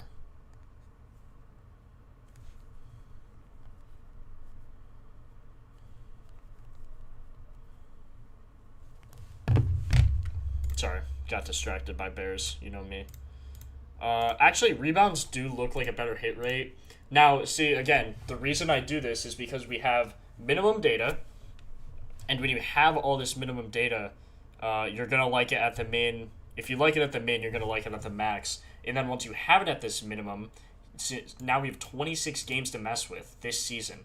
14 last season. Looks really good already. Just on his minimum. Let's actually make sure, because this seems like insane. Like, what is his normal? So we had 28, 5, and 10. 28, 5, and 10. What is he getting recently? Maybe a little bit of an overshoot. Like, let's make sure we have Zion in and some other big rebounders. Who are the other big rebounders? I guess like Missy, Derek Queen. So yeah, still getting 10 in some of these. We'll say he gets 8 rebound chances, even though he should get more than that. We'll just say 8. 5. Assists shouldn't really change. Potential assists shouldn't really change. See, average is 9, so I don't think 10 is a crazy. But we'll just say like 8 and 4, just so we can mess with some of the data. 8 for 28 minutes. Should look good there. Rebounds look really, really good. But then once you have this, again, you can mess with pace filters. So now you have pace, 9 and 6. Also hit his assist, 14, 11. Also smashed his points. I mean, this dude is ridiculous. 38 minutes in both of these games. That's about what we expect. Again, low spread. They're home as well. So this game is literally all the filters we have on it and home. Everything we expect. Probably not 34 points, but 9 and 5 for the RA, which his line was only, 8.5? So we definitely like that. Yeah, 8.5, so love that. And even on a hard matchup, now we could filter, again, we could filter by, instead of pace, you can do similar defensive rating for points. But we like his RA, so instead of that, we'll do this similar defense. And he's still over more often than not on his RA. Let's look at his RA. Yeah. Good chances there. Just unlucky.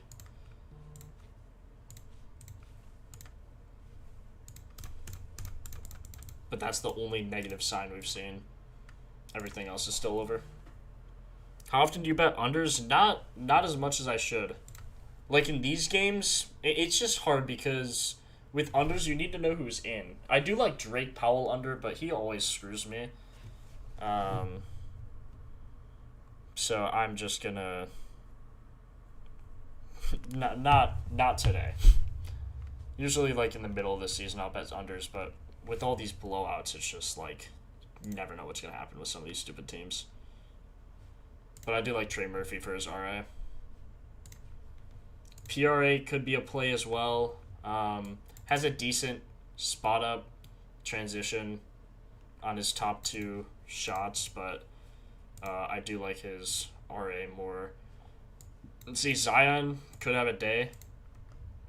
Like Zion on a similar defense. Yeah, pops off. Which is good because we have his assists. Trey Murphy's assists. So Sadiq Bey also has a good rate here. 4 of his last 5 on points. Yeah. Love this. And also, Trey Murphy's under on his points, so on a similar defense. Definitely like that. Also, DeJounte Murray back should give some spice for some Trey Murphy assists. DeJounte Murray, Trey Murphy. All these boys. Something with the Clippers. If you guys have anything, let me know. Someone said John Collins points, right? Adam, you want Collins? I assume John Collins. Let's see. Batum is questionable. So if he's out, he's only a quarter of the time. 13.5. Let's filter with starters. Doesn't look great. Not getting good minutes. But also don't really know. There's a lot of questionables. Like Kawhi and Batum could swing this 1,000,000,000%. Looks good head-to-head, but barely. I'd be careful on it. 11 of his last 20. 1 of his last 5. Maybe like on a similar defensive rating. Looks good on that, but not great for me. Jokic 11.5 boards. Not quite at that game yet, but we'll look when we're there.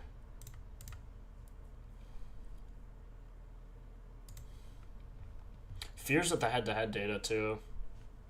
Interesting. Herbert Jones at the center. They don't really have a center. I mean, Brook Lopez is like kind of a joke. 4 of his last 5 on his PR. He also is playing center recently. He played point guard yesterday. Wow. That should not happen with DeJounte Murray in the lineup. But he wasn't in the lineup yesterday.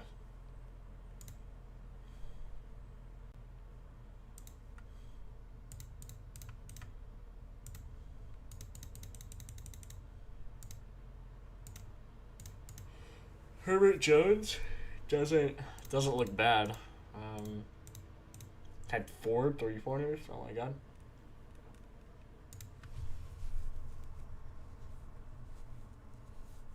Yeah, we'll do those at the end, Steve. Man, you guys love the first baskets, huh? It's kind of like homers. Like I like how first baskets, you don't have to wait the whole game. It's like right away, boom. You know if you're hitting or not. It's like, give me that. That's why it's a quick hit, I guess, but... DeJounte without Bryce. It's just, I mean, we could look. Yeah, 2 of 2. I mean, over 17.5 is his line. So if you get 15.5, he also has 27 and what did I say? 35. Dude dropped 35. That's crazy. Trey Murphy hit his RA. That's all we care about. That's all we care about. My goat Trey Murphy and his RA. Had 20 and 18 shots.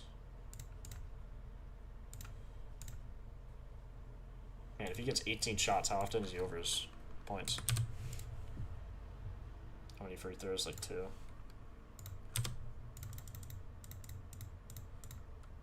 These are the only games this season.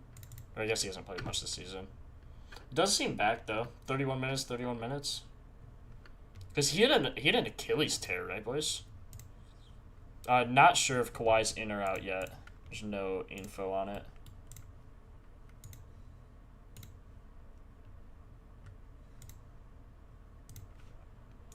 No info on it. Also had 19 points in 23 minutes against the Wizards. Then they said, sit down, buddy.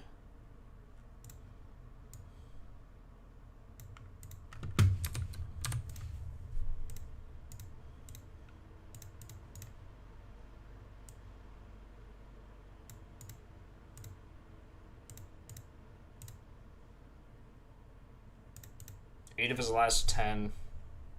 He's gone over this line. Also has a really good shot chart. I wouldn't be surprised if he goes over here. Shot 6 of 16 last time he played him, though. Jeez. Oops, where'd my chat go? There it is. Oh, quick, so you can actually, so there's no, like, estimate, we're working on that, like, daily, but the amount of, like, effort it actually takes to get an app into the App Store is crazy, bro. Like, I would have never guessed it took this long. But I have a short on our YouTube channel. If you're on iOS, you can, like, get it as an app. So let me show you on my phone. Like, I have it right here. You can kind of see it right there. Like, I have it as an app, and it functions the same way. But yeah, go watch that YouTube short I have on it, and that should help you. Until we get it as an app, that's like the best next thing rather than just going on the site. So yeah, try to work that out. Again, I have a video on that. Shouldn't take too long. Okay, enough on this game. I think Trey Murphy is the best. DeJounte Murray points, I wouldn't be surprised. But I like Trey Murphy probably more. See, Utah, this is the hint of you should not bet overs in this game. There's one green rated prop. If you go to unders, yeah. Good morning. Look at all the green. So yeah, this is an under game. This is where you bet unders. You bet Nas Reed, look, like 16 of his last 20, 10 of his last 10, he's gone under this line. Now, never mind, Nas is out. Goodbye. Yogurt Gogurt, let's see what we got on him. And Nas Reed out. He has no data without those two guys out. Let's actually... So no one's going to have data without these guys out. That's interesting, actually. That is going to be interesting. Not going to be a close game, though. Timberwolves should still kill him.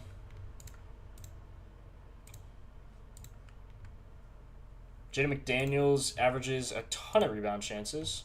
Now, this could be an opportunity for, like, a long shot. Like, if Nas is out, which he is, Jaden McDaniels averages, like, a ton of rebound chances.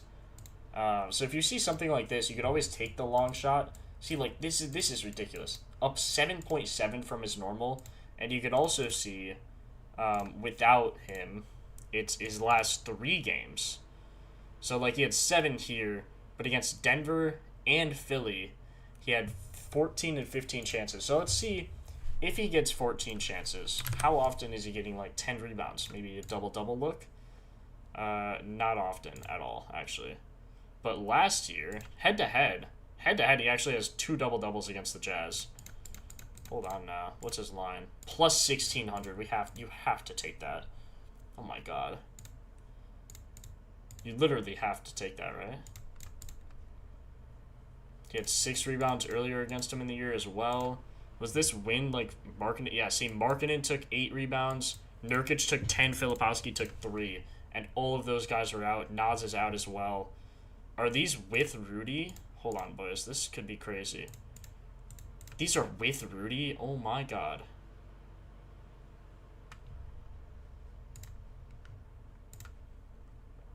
Bro, what? And instead of that, I'd rather just take his... I mean, look at that. Plus 1,540 for 9.5 rebounds. With Rudy and without Nas. I didn't hit there. 9 of 18 with 14 rebound chances. That's crazy. No data without injured, so you kind of have to change things around here. Without Nas, with Rudy. I don't know, man. That seems crazy. That seems crazy. I feel like that line has probably changed.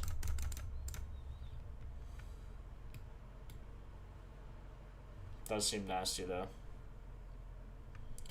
Just looking here, like, without Nas, the one game he had... Who did they play? Who did they play? That's actually important. Yeah, it was against Philly. Oh, man, 15 chances, bro. 34 minutes. Now, I don't know if he gets those minutes. Has he played head-to-head this season against them? See, yeah, he had 34 minutes. He had 14 rebound chances in this game, too. And that was, again, the one we were looking at. Has 2 head-to-head, like... Man, that could be a crazy double-double long shot. His line is also 17.5 points. Has an insane shot chart. Without Ant... Like, was this game close? They just played without Ant. They beat the Suns. It was probably closer than they would have liked with how beat up this Suns team is. Also, Jalen Green shot 3 of 17. That was nice. Nice of you. And he had 7 rebounds. He almost had a double-double. I actually think that's a pretty good look.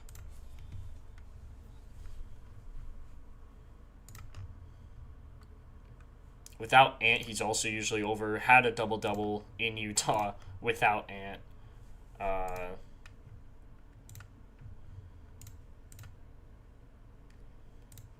This just seems insane. Like, am I tripping, boys? This seems like an insane line, right? Like, with Rudy, let's say he gets 14 chances.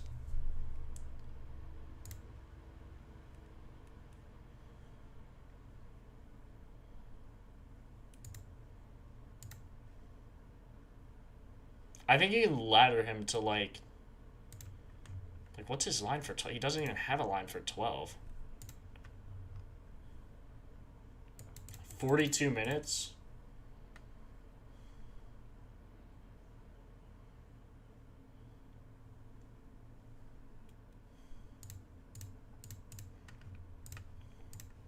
I feel like 5 of 13. 5 of 13 on this line. And that's with Rudy Gobert. With Naz Reid, sure he didn't hit, but he played Denver. Like, who got all the rebounds? Ant, again, Ant's not playing. Ant had 50 minutes, bro. Like, what? It's not real. And then the last game without Ant, he had 7. And that one was with Naz. Rudy had 19. Like, if some of those fall his way. It's a long shot, sure, but I really like it. I like it, man.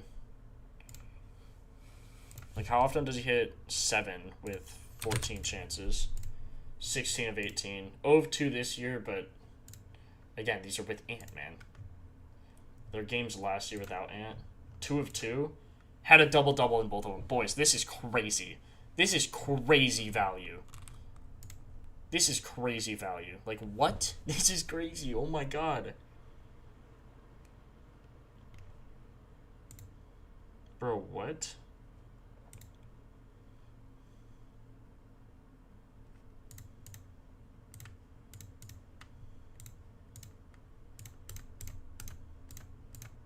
Just from a value standpoint, you have to take that. Just from a pure value standpoint, you have to take it. Yeah, it's actually a good point. Let's see, without Nas, without Ant, just without Ant. Rebounds. All of these games without Ant last year, he dropped a double-double. Every single one. Oh my God, man. That's ridiculous. That's absurd. That is absolutely absurd. Also had 4 assists. Plus 160 to do that. Every single game.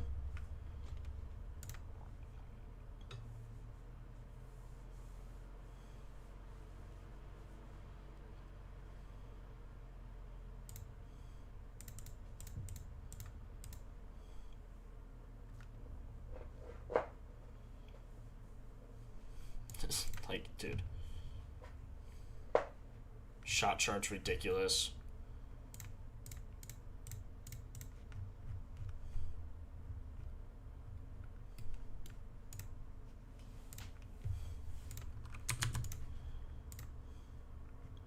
Who else was in these games?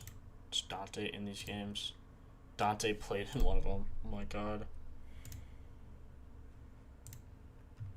Julius Randle didn't play. It's a bit of a hit.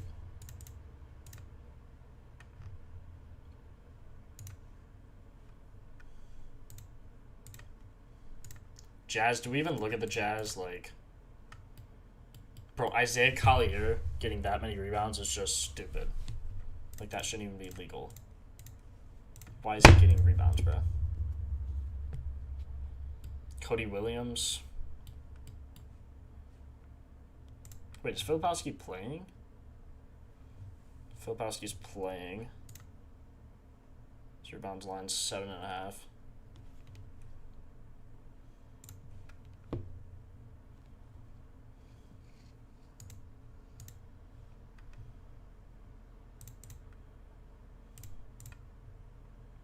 There's like, who in this game is gonna get rebounds? Like, this is actually insane.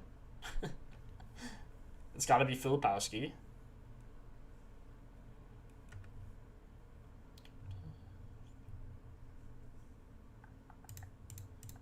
Yeah, this is wild, man. Yo, no cap. Look at this Jaden McDaniels line. Ready? Hold on. Let me update the props, actually. Then I gotta show you this Jaden McDaniels line. Okay, after Peyton. Peyton... I guess I am taking Drake Powell under. Powell under 3.5 RA. Zealous over 25.5 PR.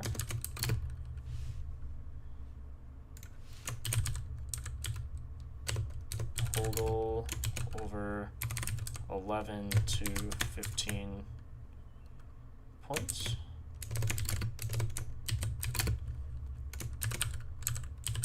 Hopefully all of this pops up. There's a lot of lines today, boys.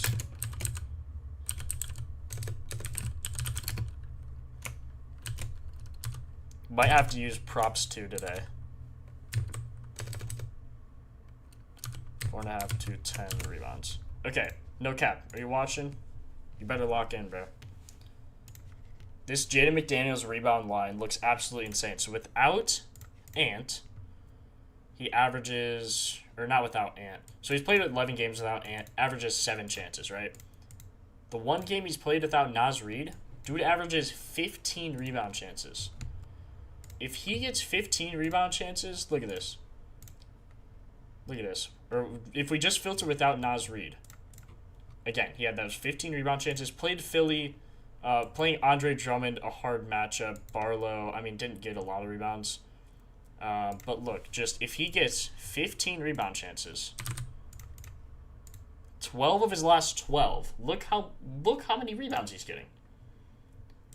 Plus 1540 for 9.5, and he has 7 of 12. Like, that's absurd. Just that. Now, if you take into account dude, who is going to rebound for them? Filipowski, I guess. Oscar, I guess. Kevin Love, probably a little bit. But the one game they had without, I don't think there's no games without Naz Reid and without Ant. But if you look, without Ant, when he gets 15 rebound chances, he had a double-double in both games. Like, that's insane. For a plus 1,600 line. I just don't know. Also, one of them was against Utah. So if you think head-to-head matters, there you go. If you take... Was there one? I thought there was one without Naz Reid, too. No, I guess not. This season, there was one without Naz Reid. I think this is the game...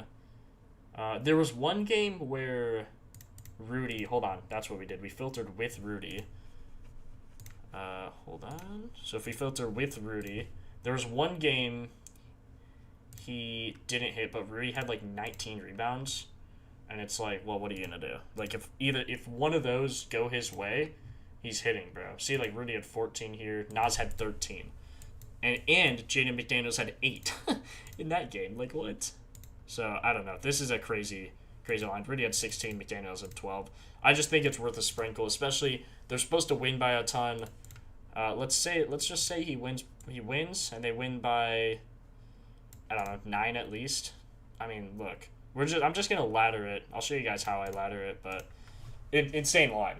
Absolutely insane line. I don't know why his line is so low, to be honest. Probably because of the spread. Like, if the Jazz don't keep it close, it's cooked. Jaden McDaniels getting, 0 rebound chances in his last 3 games. I don't think that's right. Considering he literally had 7 last game without Ant and Nas played. I don't know, man. I don't know. Only thing that cooks it is just if they absolutely obliterate him. But if they obliterate him, surely he's getting some rebounds, right?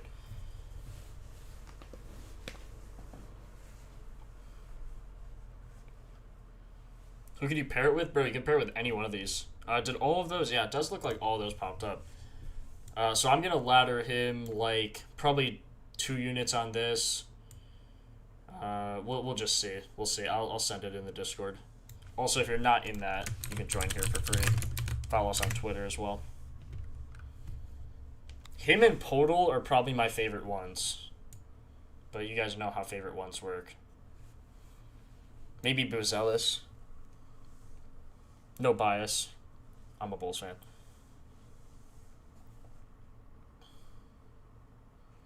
50% boost, gotta use that. NBA discount, 100% discount. Or not 100% discount. $100 max on a discount. Oh, what's supposed to be the closest games? I need to look at this discount, boys. Clippers, Pels. We were looking at Trey Murphy. Can we get Trey Murphy on a discount? Drew Holiday. They usually don't like giving out the good players. Oh, Trey Murphy, 23 PRA. Surely he gets 23 PRA, right? Let's take a look. Let's take a look before we lock it in.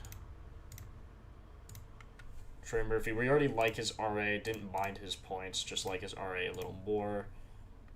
He is minus 367 for 25 PRA. We only need him to get 23.5. 23 would void as well. 83% on the year. 85% without McGowan's. With starters, he's over. Also, this is on Underdog, boys. So if you have Underdog, go on that. Make sure you take advantage of this discount. Lakers Houston. What's this over under? Probably low. Yeah, 222. Low pace teams. Bulls might be a good one actually. Matas. Actually, let's see if we can get Matas for his PRA. They have Giddey. They do have Brandon Ingram. I know a lot of you guys are on him as well. They have Avdia. They do not have Matas. That's the tell.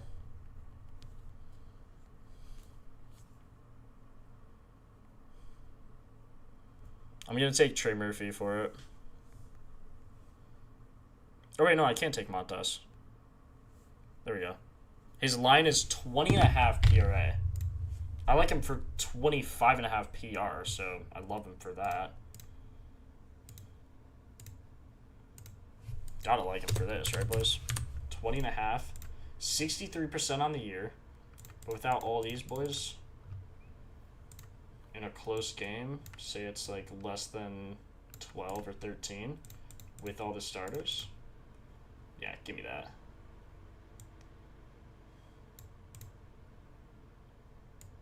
Jeez, what was happening here?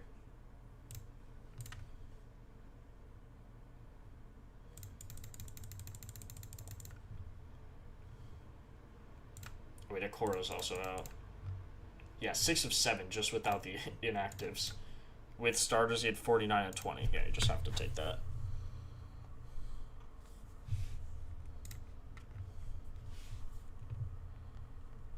I'm going to take McDaniels with it for 4 rebounds for a double up.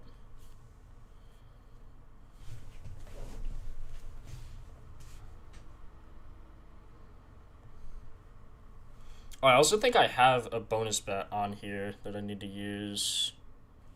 Yeah, expires in 3 days. So we'll use that as well. Maybe not today, but use that before it expires, obviously. I have a 30% boost. Ooh, 3 uses. Probably not worth it. 50% boost could be worth.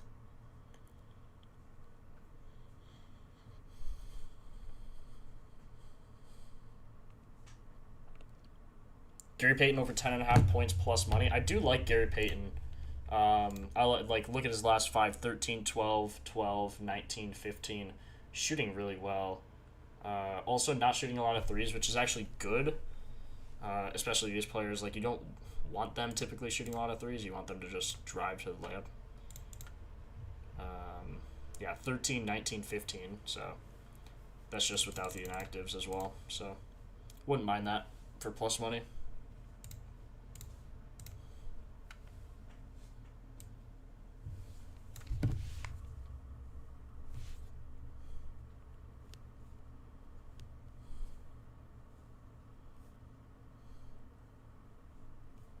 I'm going to take Podol,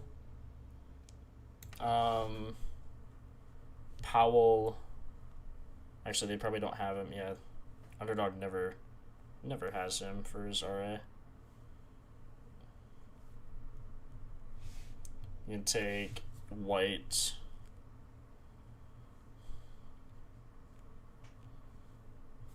And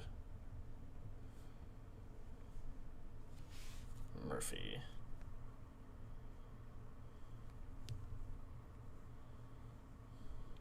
All those will be posted on the Discord. Oh, his line's 9.5 now.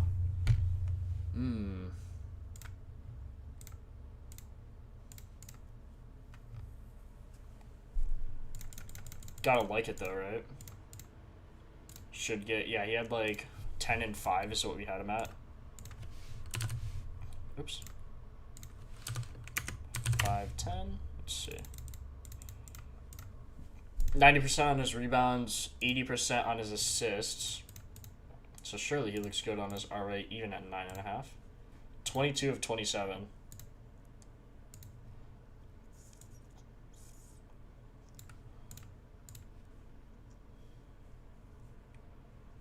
Melton rebounds. Bro, what? McDaniel's odds just dropped from 800 to 500? Bro. Bro, I didn't even get it in yet, man. Come on. Come on. Data don't lie, boys. Data don't lie.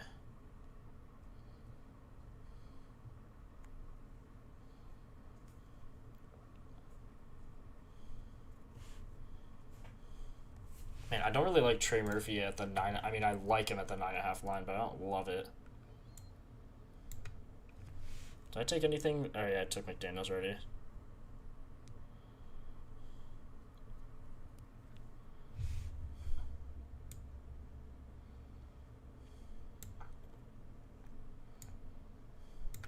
I'll take Peyton. Peyton for 10.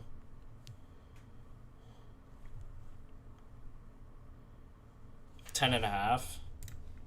I think he's hit like every game without these guys.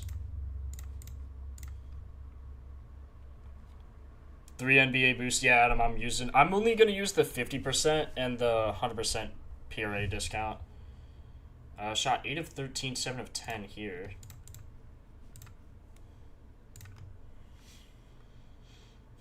Seven of 10 in 20 minutes. So he gets like 8 shots, which I think I had him projected at earlier. Let's say like 7. He gets like 7 shots. How often is he getting like, what, 10 and a half? Plus 100 for that too. It's crazy. Update the command. It's updated, bro.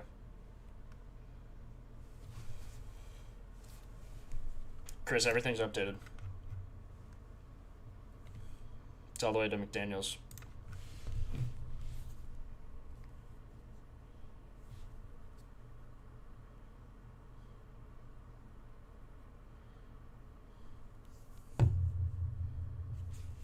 Okay, I did Derek White, RA over 9.5. Gary Payton 11 points. Total 15 points. 0.3 units for like 4. I think that's a good long shot parlay. I just need to be smarter with my unit sizing. My picket looks so bad because of that. Oh, Kuminga as well. Need to bet him. So, okay, let's go... Let's go ladder McDaniels if we can, somewhere. Again, his 15 chances should be absolutely ridiculous.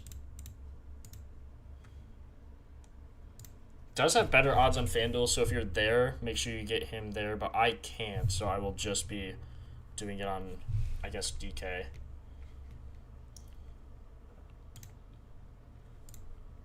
I think I'll do to win 2 units on his 4.5 line. Oh, his line's 6+ now. Oh my god. His line just shot way down.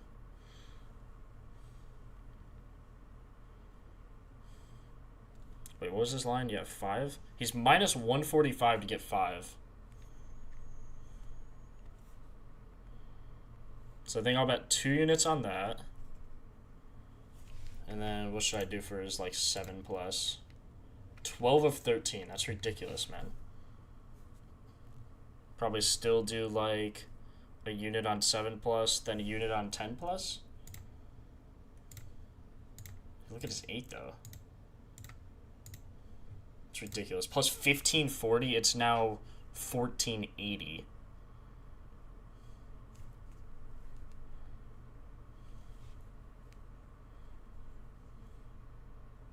Okay, let's see. 1 unit there. So I'm gonna bet like 4 combined units probably. How should I ladder this? Hold on, let me delete all this. Clear all. Okay, so 6 rebounds is his normal line, or no? 4 rebounds is his normal line. 5 rebounds. Let's see what it is down here.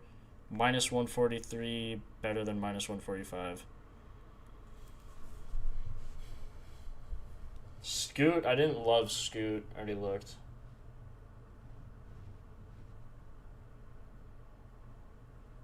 Yeah, Data don't lie, Shaquille. Agreed. Now, in this spot, would you guys just do... How would you ladder this? Would you do 5 and then, like, 7 and then 8 and then 10? Or just all of them? Like, I feel like all of them could be a play here. Because it's just ridiculous. Look at the value here. Like 15 chances, man. 15 chances the one game without Ant. It's just ridiculous.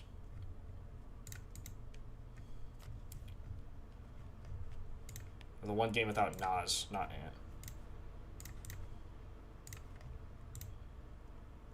It's crazy. Ant was in this game, he had like 10 or something. Yeah, Ant had 11 boards. It's ridiculous. This game also, we had McDaniels over, and he got injured. I remember this game. He tweaked his knee in this game. That was January 25th, because they were, or no, because they were in Golden State for that, so I guess it wasn't this game. I'd say he gets 30 minutes, 15 chances, and then go from there. This is ridiculous. Normally ladder all of them, but one time I don't ladder all, it hits. Yeah, for real, Dustin.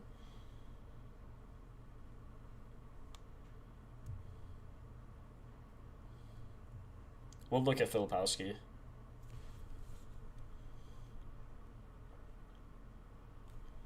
Okay, so I have McDaniels. I'm going to do 2 units on him to get 5. 5 rebounds.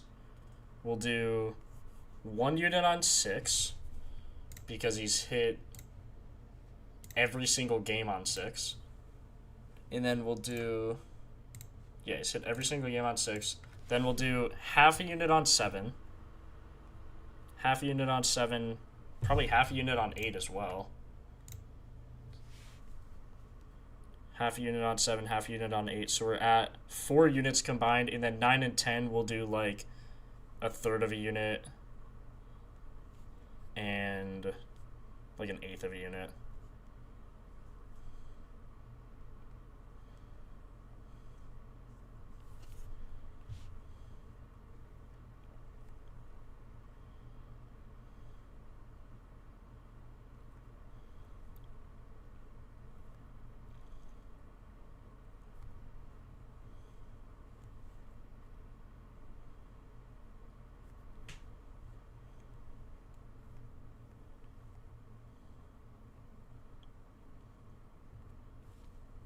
Cool.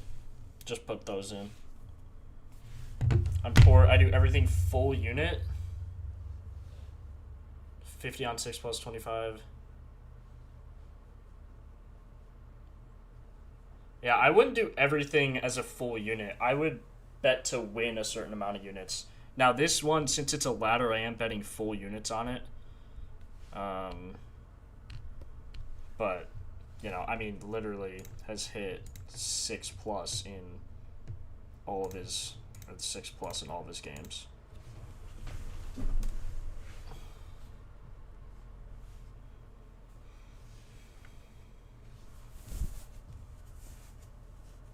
Oh, I see, Steven.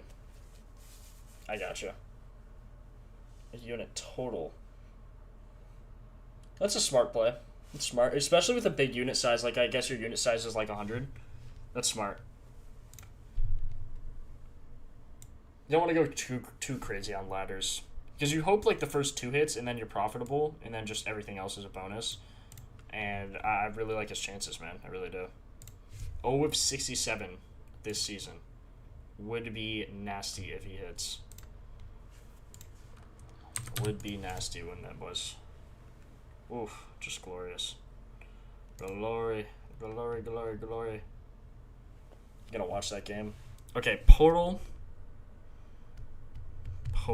Let's look at him. Now on all the rest of these guys, I'm just gonna bet to win a unit. So Portal's line has actually dropped pretty significantly. He's minus 130 now, which is crazy work. Is there anywhere better? No. Okay, minus 130 it is. I'm gonna bet him for 15 plus to win a unit.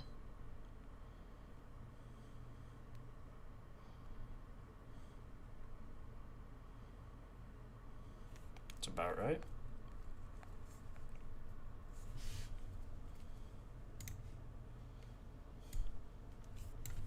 Matas. Matas is better on FanDuel if you can get him there.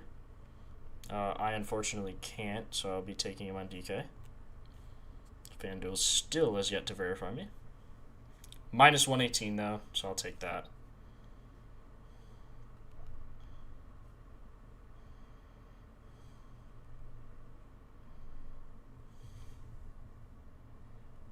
Let's see, like that. Yeah, let's go. Drake Powell under RA. Let's see if we can get him anywhere. It seems like BetMGM is the best place to get him. I don't know if you're about to jump to first basket or not, but just looking at Clay threes. Yeah, we're not done. We're not done yet. Let me actually open a image of this though, just so you guys can see them all at the same time. Probably be more helpful here. Now you can see. Hopefully that's a little better. Now you can see all of them at the same time. Oops. There we go. Now you can see all of them at the same time.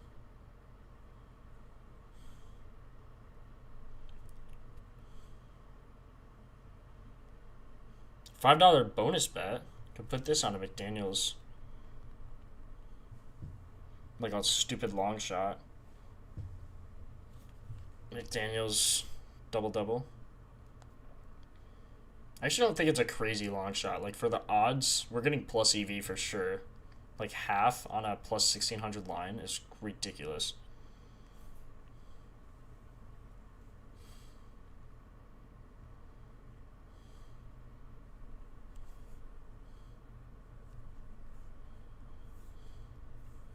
Let me see if I can get this Drake Powell line still. Powell.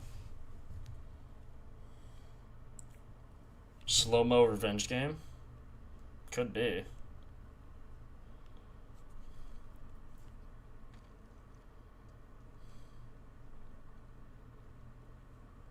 We're under RA. Probably doesn't even have a line. Oh, no, he does. He's minus 120 to go under. Yeah, we love that. Or was he? He was minus 135 earlier.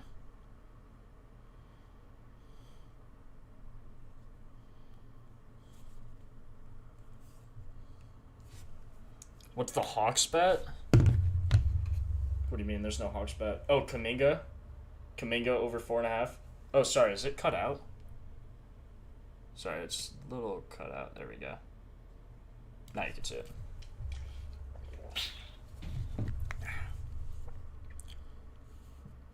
Gotta put him on too. I'm gonna close this for a sec just so I can see where the best odds for him are. And then I'll pull it back up in a sec. Looks like underdog, but you have to bet a parlay. Minus 144 on FanDuel and DK. So yeah, it doesn't seem to have great odds anywhere.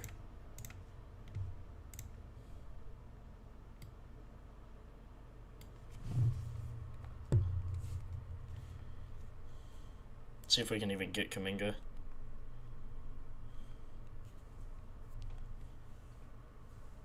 Yeah, you're good, Steven. I got you now. Hopefully that works. Minus 153 now. Holy cow. This line has moved like crazy. He has plus money for 5.5. Plus 111 is what I'm getting. Probably do half a unit on that. That's crazy line movement there.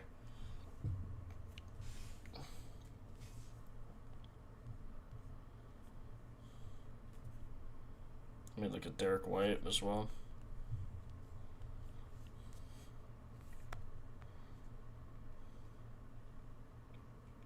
RA 9.5 is plus 100. His line, or no, we're good.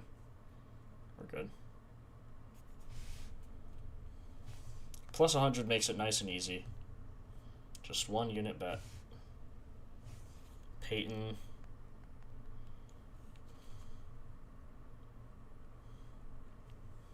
Doesn't look like Peyton actually has any lines. Does he not have any lines? Gary Payton. Oh, no, he does.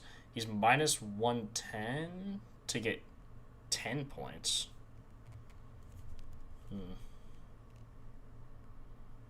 Okay.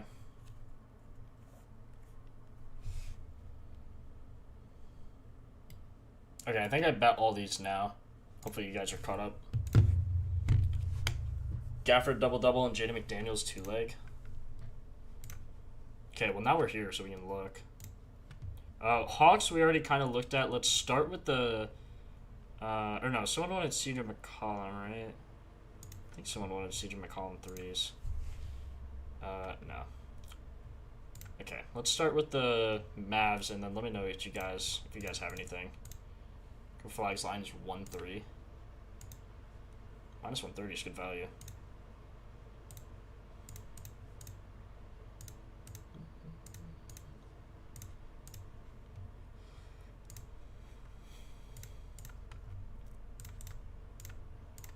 Wrong game.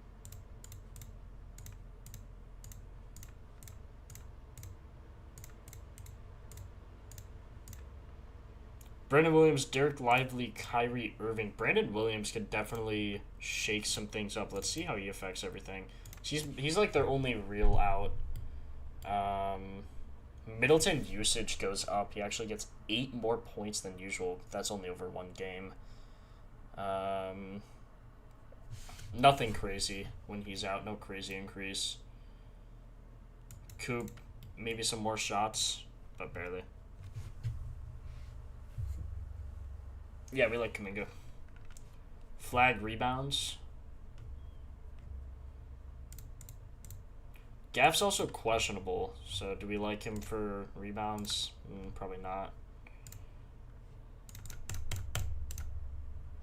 Got 10 last time against him. My god, Gaff is nasty recently. Forgot he's been tough. It was the last time they played. Look at it. Oh my god. What's his double-double odds?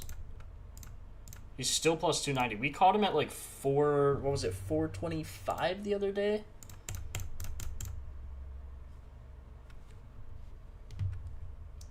Minutes are low.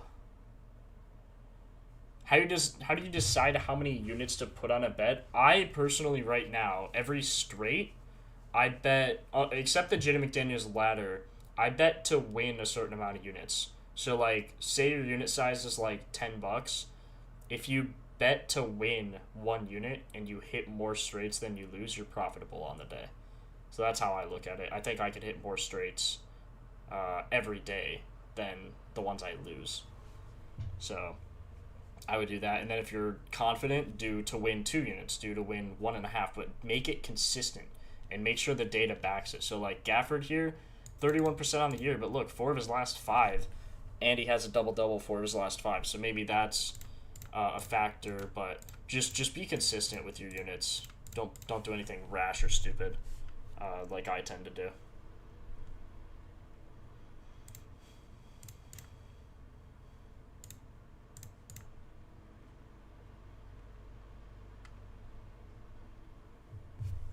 $24 minutes, man. Like, if he gets 24 minutes, he's getting a double-double.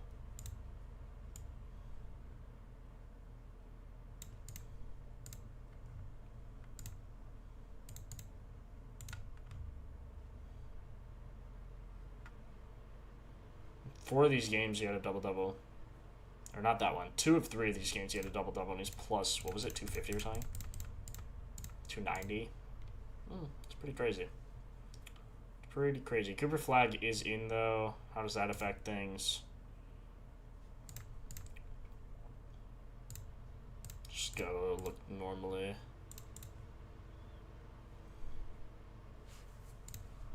Let's look at just Dallas for now. Let me know if you guys have anything.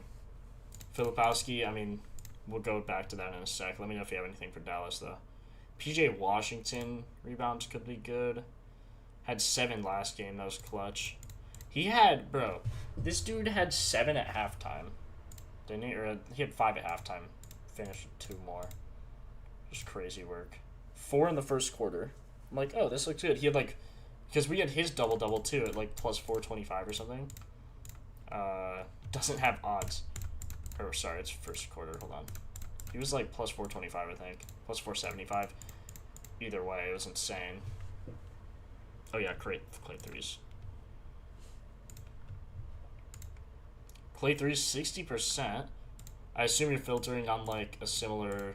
Oh yeah, look at his matchup. Matchup actually doesn't look as good as I thought it would. I guess they give a lot of, like, spot up.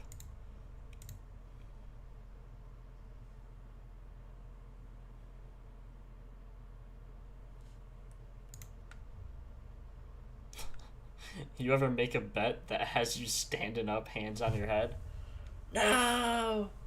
What am I doing? Where'd all my money go? Look at him head to head, too. 5 of 9, 5 of 11. It's crazy work.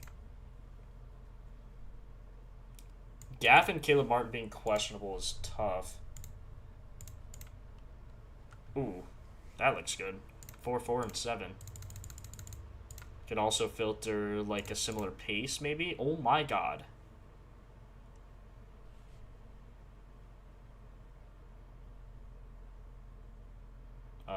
Chat. Chat. Chat.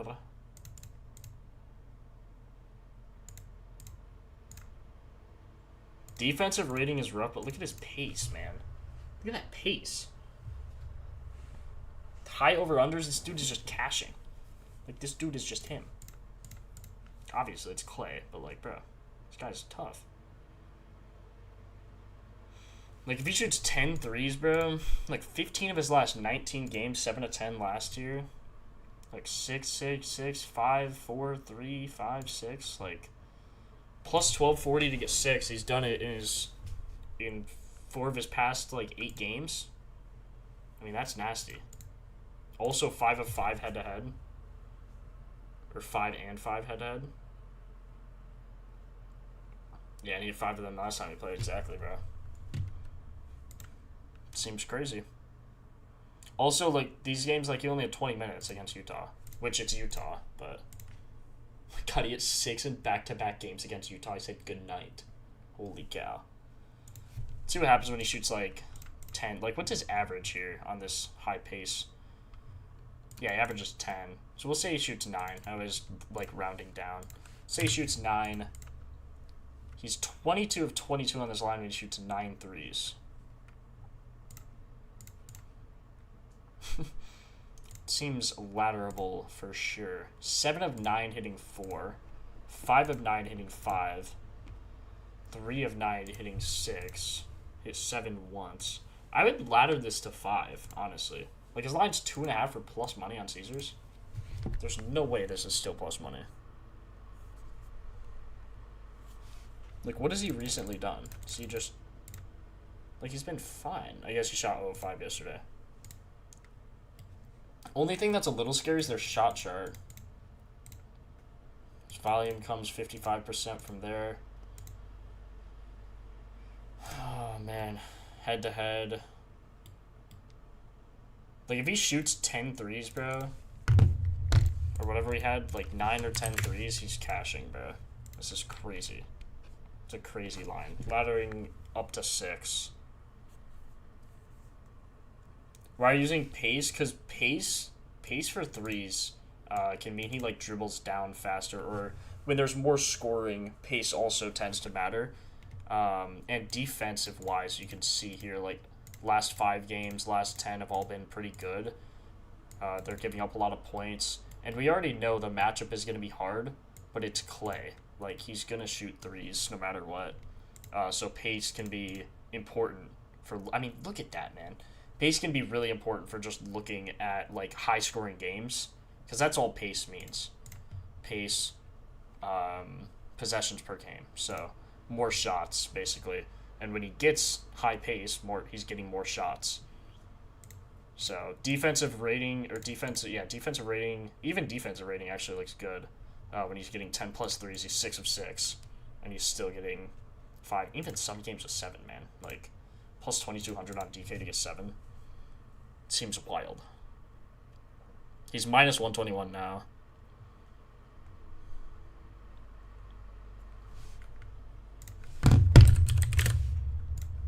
Where'd it go?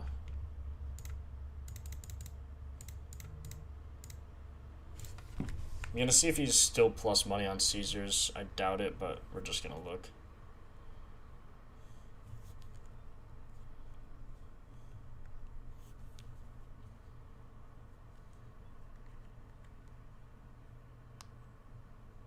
5 for plus 940. Jeez. It's minus 117 on Caesars. Does Caesars offer alt lines or no? Oh, yeah, they do. Minus 117. Plus 184. I think that's exactly what DK was. Yeah, plus 184.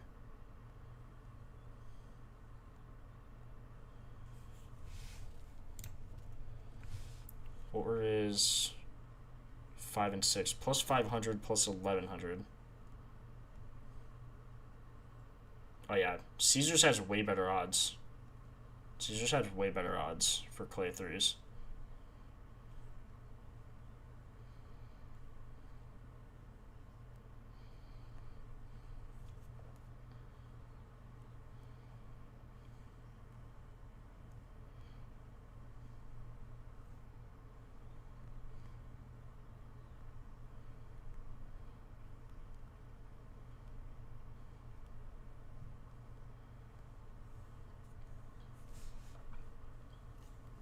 Yeah, Caesars is way better, boys. Caesars has 4 plus 184, 5 plus 500, 6 plus 1100. So if you're going to do it, bet it there. I'm currently putting it in now.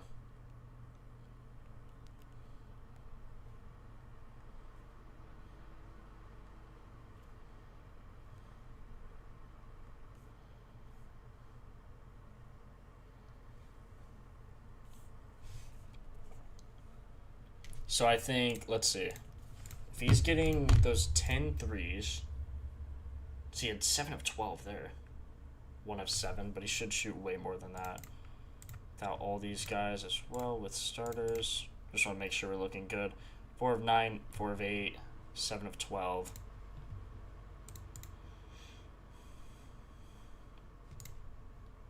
Similar pace. 4 of 9. So yeah, if he shoots 9 threes, bro, we're looking really, really good. 9 threes on a similar pace, we're looking really good. 17 times 2.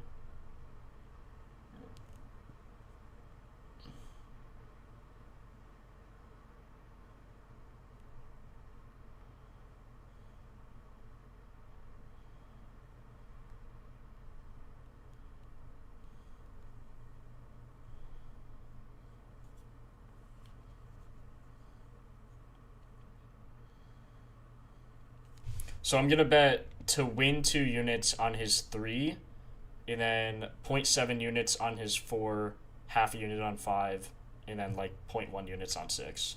Even though literally on 6 he's hit a ridiculous amount. Like, okay, I just placed those bets.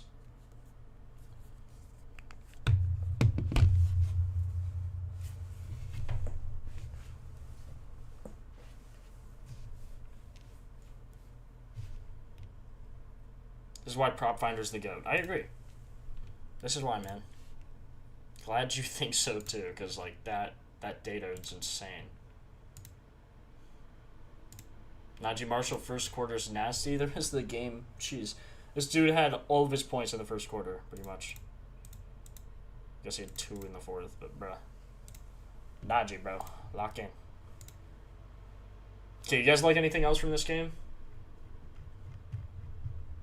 Does look like Najee, PJ.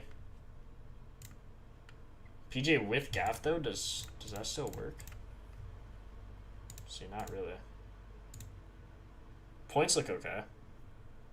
20, 13, 7. He only took 7 shots. 9 free throws though.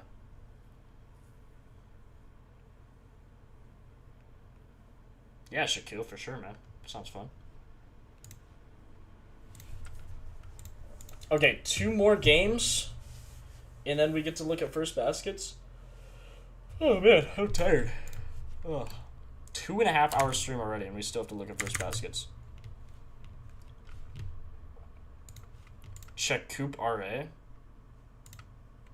Fine, Adam.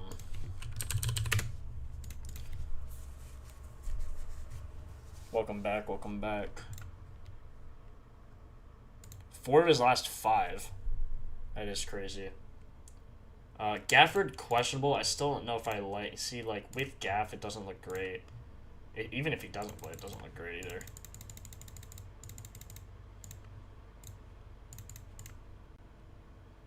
Had 10 rebound chances. Decent assists, but he's barely hitting. I would probably just hold off the rest of this game, honestly.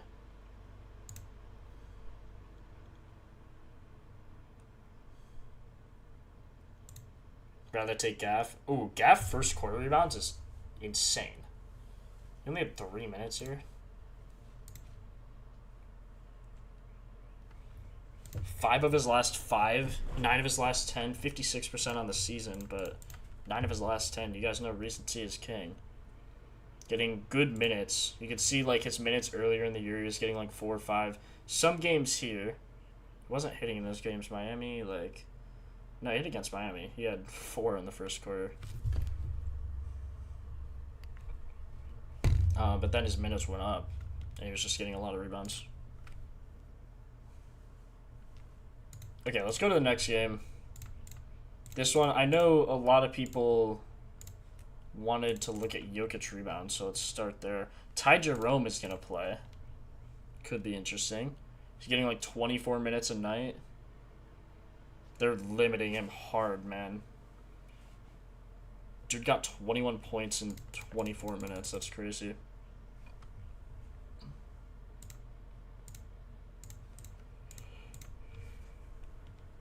Not sure if we want to bet on the Grizzlies, though. Not sure we want to bet on the Grizzlies.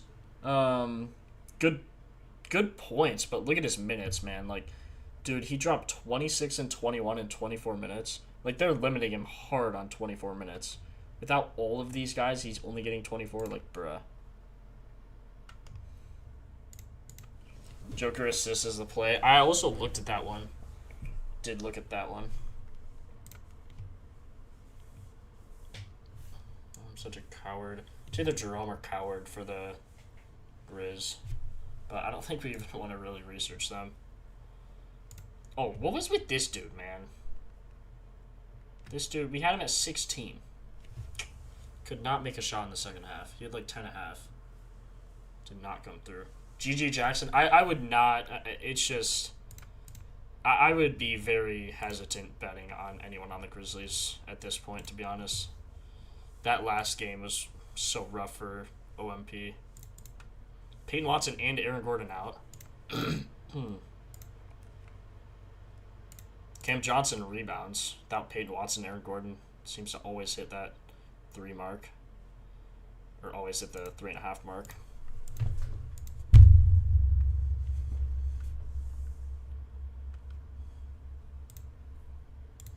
See, with starters as well. Jeez, does look good there. See him like on a certain pace, like similar pace. Yeah, he's got 4. He got 4 every time. It's a little concerning.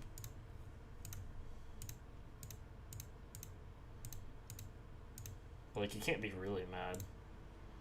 Still had 4 in this game, second half. Any streak, bro, I cannot hit a streak to save my life. It's been rough recently, man. I don't know why. Like, all of my favorite ones just aren't hitting, and then everything else is. It's like, bro. We should do a streak poll, though. Let me get a poll going for you guys.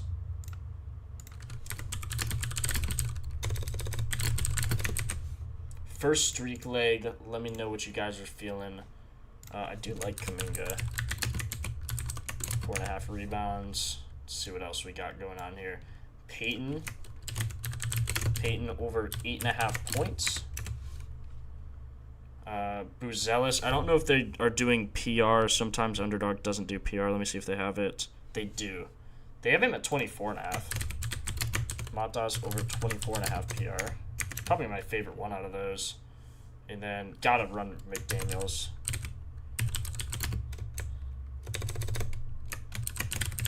Daniels over 4.5 rebounds. Actually, what are the favorites? Ooh, Clay could be another favorite. There's a lot of good ones. But that's why we have 2 legs. So let me know. Let me know what you guys think on that. Please vote in the poll. Please vote in the poll. This is for our streak. On Underdog, you hit you can bet a streak, and you hit the first 2 legs, and then you hit 9 more in a row, and you 1,000 extra money. So, if you want to get in on the action on Underdog with us, make sure you tail that as well.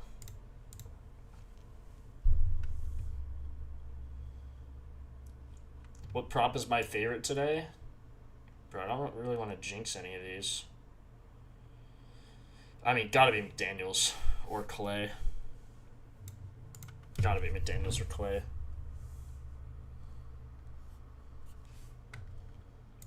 I mean, we took Clay up to how many rebounds? 6. Just favoriting that so we know. I am refreshing my Pickett now, so if you are following me there, you'll see all my bets that I'm taking for today. Yeah, please vote in the poll. 12 votes, 139 of you guys in here. It should just be in the chat. So if you guys like scroll over to chat, go out of full screen, it'll pop up.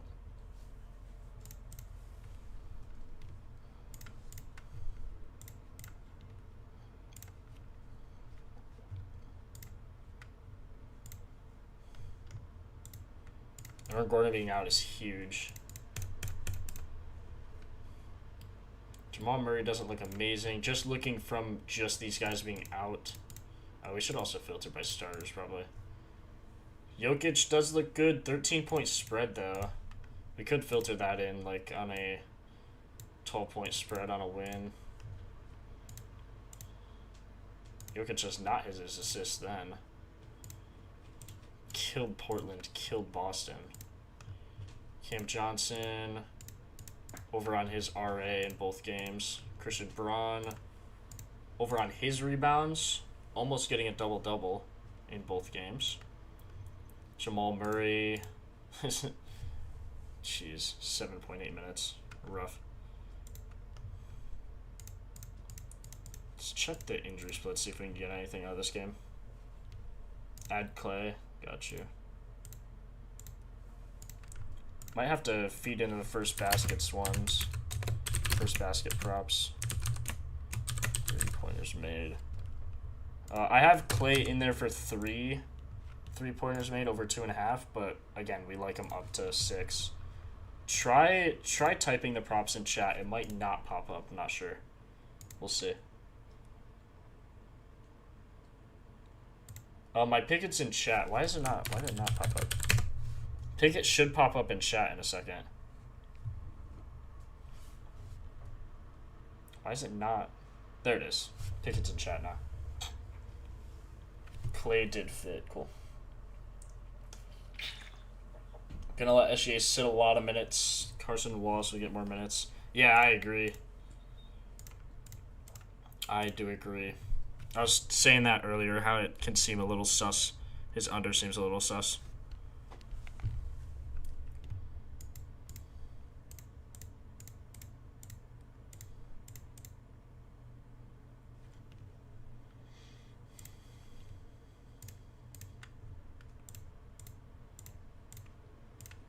Okay, without both of these guys, let's see. Let's see who gets good chances. Braun seems to go up. Cam Johnson as well. We were talking about him. He gets 8 chances on average, 5 rebounds. So he averages 5 rebounds on a 4.5 line. Braun, what was Braun's rebound line? 5.5. He averages 6. So it seems like they have the lines unlocked. Lines are on lock. Jokic gets more shot attempts up. Potential assists go up slightly somehow, even though he gets like no assists.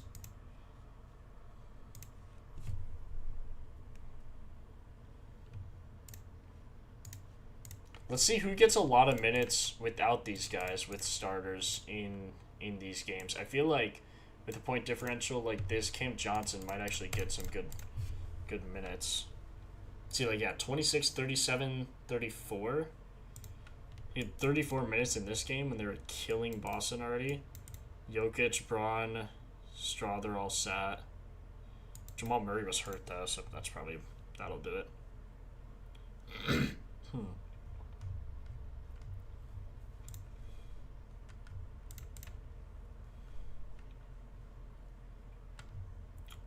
average is a little skewed. Had 11 there.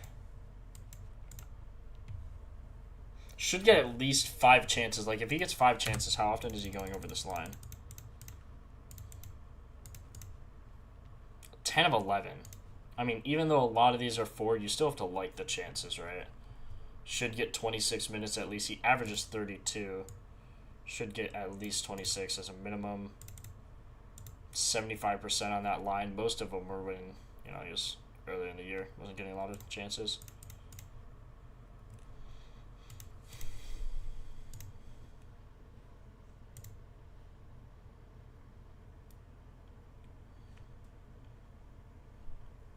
What if we give him his actual average of like 8? 8 on 32 minutes.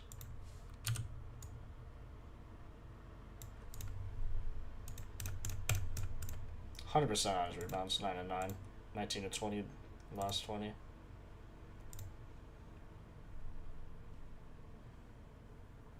Post is listed available to play, so doesn't that mean he's starting? Yeah, he'll start. He'll start over Porzingis. Yeah, streaks have been bad, bro. I don't know why.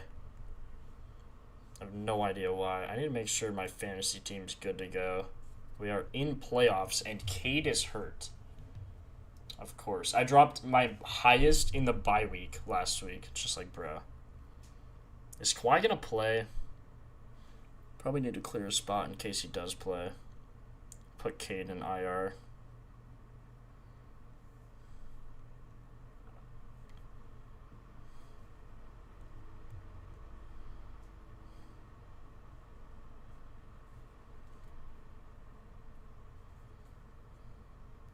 Who are the other guys also, like, hurt on my team? Yeah, Grayson Allen, I only picked him up because he was playing a lot of games this week. He got hurt. So, I don't know, man. Just rough. Yeah, Cade's out the next game, too.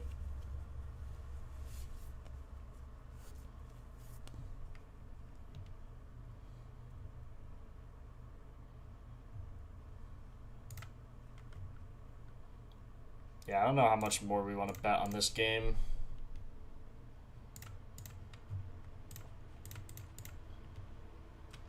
Ty Jerome, Cedric Coward. Like, where even is Cam Johnson? So he's favored, but not by much. Ty Jerome seems to get a first quarter rebound. Last 5 of 5, 7 of 12 on the year.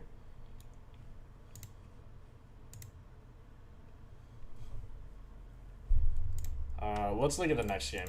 Lakers-Houston could be a good one.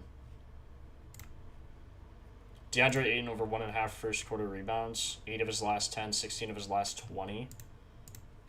He's minus 145, minus 279 on DK, and he's minus 118 on Underdog. There's no way this dude still has this line.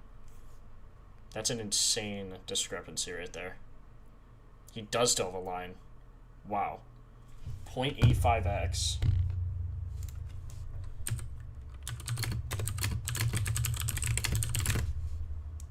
Let's see what we get on the odds converter. Decimal. 0.85.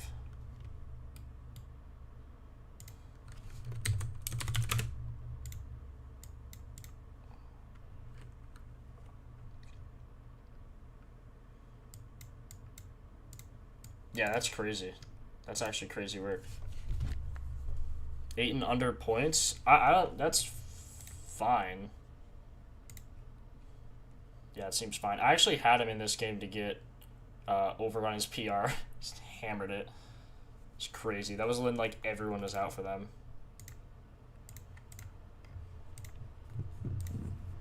Yeah, I love his first quarter rebounds, though.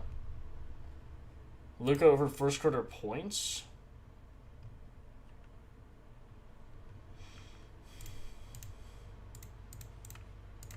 5 of 7 on this line. Doesn't seem amazing. Do need someone on the Rockets. Let's see if we can get someone here.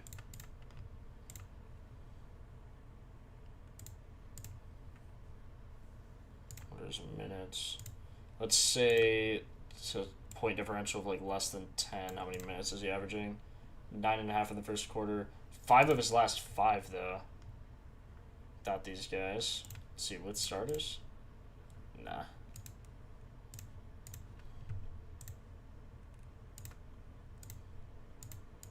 Şengün points.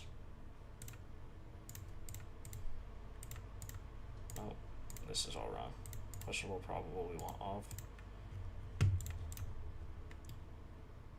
Reed Shepard still gets that master class of from 3 when these guys are all out.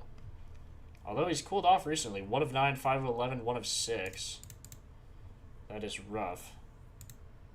It was a dog here in this stretch for us. Does he get back to that tonight? Wow. Lakers in the last 5 games have been the best. Moises Jr. Appreciate the sub, bro. They've been the best 3-point team recently. 3-point defense. That seems wrong. But it ain't. That's why you trust the data, boys. Let's see who's hitting like in the last 5. Ayton Reeves. Reeves over assists. Seems back. 16 of 21 without Kleber. Should get good minutes. I see with starters though. It's when LeBron's in, it's rough. See 9 of 13 without LeBron, 4 of 7 with him. Doesn't seem amazing. I want someone on Houston. Actually, let's just look at like who do we need for maybe some assists in this game or something? Head to head, maybe 4-4. And then Thompson plays really well head to head. Last 10, Reed Shepard seems to get 3 boards pretty consistently. Amen Thompson points. Seems good there. Without injured with starters. 6 of 11. Not bad. You guys are real high on Ingram for first basket. We'll look. I haven't looked at first baskets at all yet today. Eason 3's under. Oh, yeah. Everyone's under on his 3s, man. Feels so bad for this dude. Not going to be great tonight either against the number 1, 2, and 3 rated defense recently.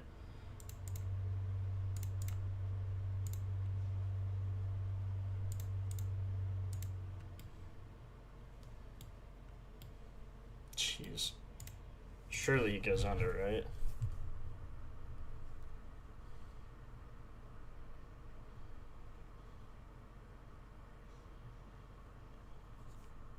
Okay, I bet Ayton 1.5 first quarter rebounds and Eason under 1.5 threes on a 30% boost on underdog. Because those odds are too good to pass up on Ayton rebounds.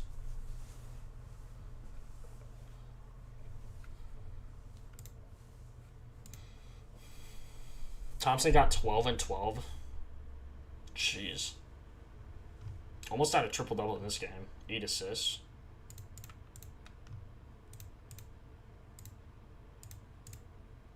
Four of 11.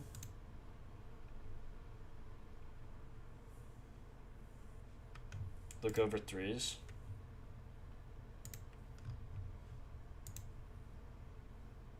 Yeah, but do we want to bet him for 4 3s?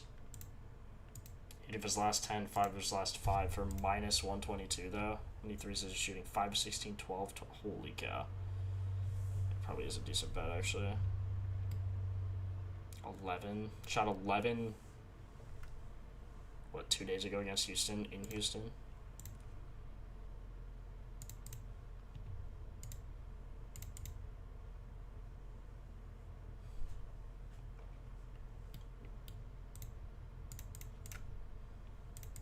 Two of 3 with starters without inactives on the road. 4 of 7 on the season. Man, if he shoots like 10 threes, probably, but I don't know if that's something I want to bet on necessarily, you know what I mean?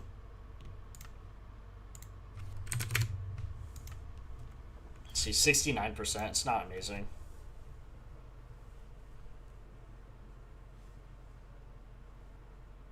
Appreciate that, E-Swag. I've been doing it. I mean, I've, been doing it for 2 years, man.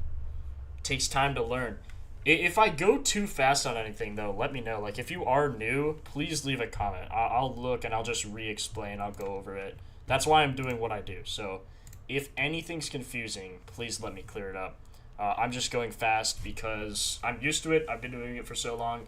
But if you have any questions, please type them in chat. Don't be shy. I'm the professor. You gotta let me know.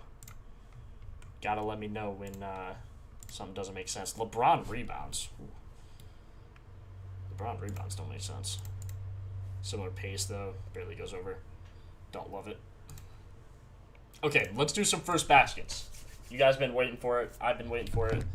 Let me put Cam Johnson in.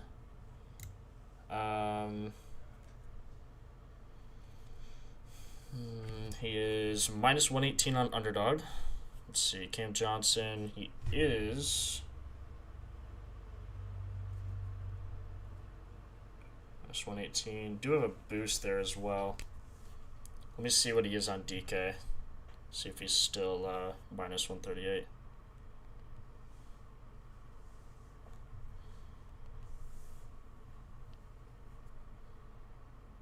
Minus 132. Minus 131. Odds are a little better. First basket's hitting tonight. Got a chance, bro.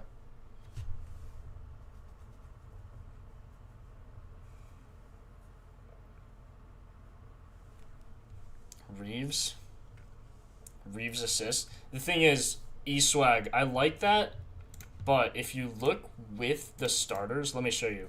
So, like, it looks good on the surface, right? If you filter by this game, you're like, ooh, this has a high PF rating.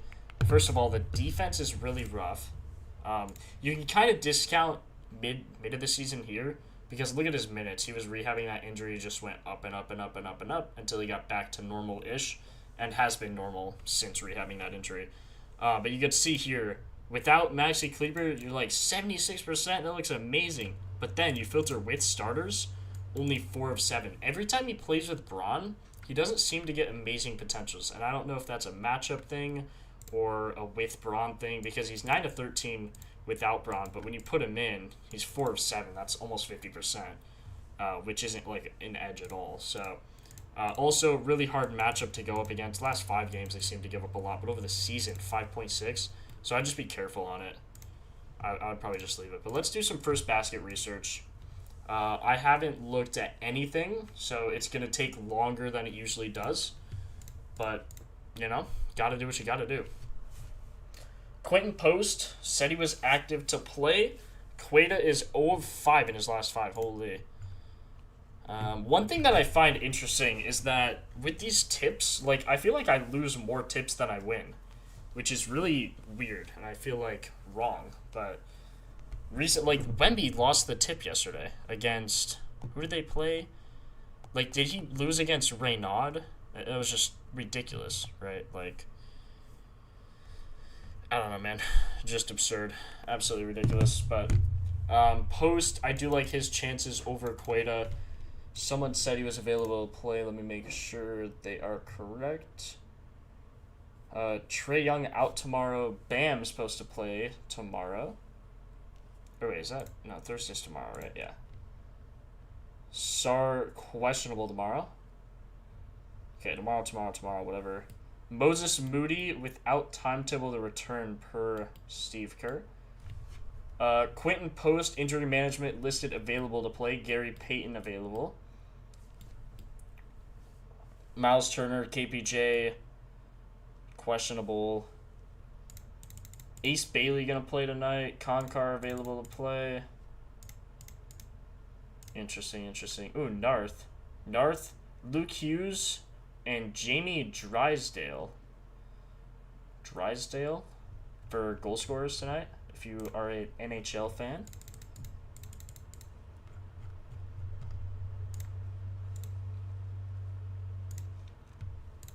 What's the Podol play? Podol points. Raynaud, but he's like 7'2", but Wemby's 7'6". How did he lose a tip?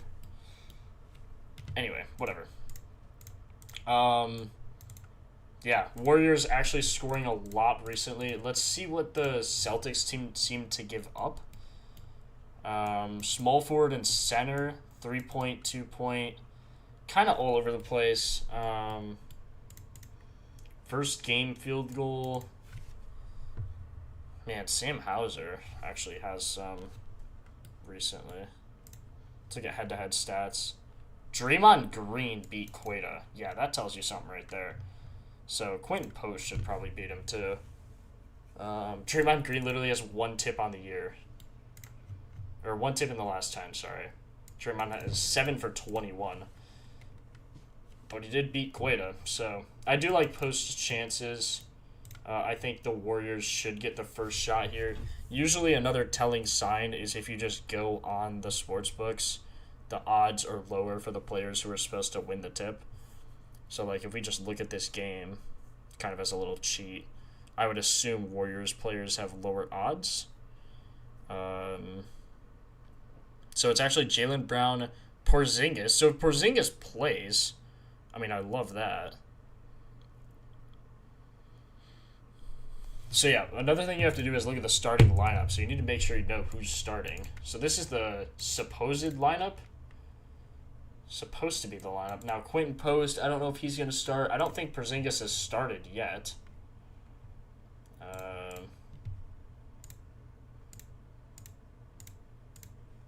Okay, he has started, but he started the power forward, which could be interesting. Last 5, they've won the tip 60% of the time. Queta, again, hasn't won in his last 5. 20%. I mean, Vooch, Vooch was the tip guy. Wow, Vooch only took 1 tip for them and won it. That's crazy. Okay. Last 10, Boston allows 2. Yeah, we kind of looked at this. No real edge there. Who got the bucket head-to-head? Was it the Warriors? It was Moses Moody. So he started off at the 3 ball. Definitely like that. First team field goal was Jaylen Brown. So if I do like Jaylen Brown for the first team field goal. Tatum is back. I don't know if he's playing. First team field goal attempt, Tatum missed. The one he has taken this season, he missed.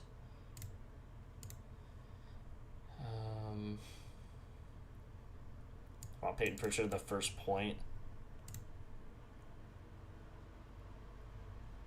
Anthony Melton, Draymond, Guy Santos. I don't see a real edge on this game. If I had to take anything, it probably would be Porzingis, but I don't think he's going to start either. So let's just skip this game. This happens a lot. You just have to skip around until there's one you really like. J Huff beat Donovan Clingan last time they tipped off. That's crazy. I guess not crazy. Look at their tip win percent. This is another one you just skip. Donovan Clingan, 57% tip win percent. J Huff, 57%. So you have no idea who's going to win the tip. Now you could go off of, like, last 10, who's shooting the most. If there's someone, like, a crazy outlier. Like, see, Drew Holiday, 40% of the first game field goal attempt.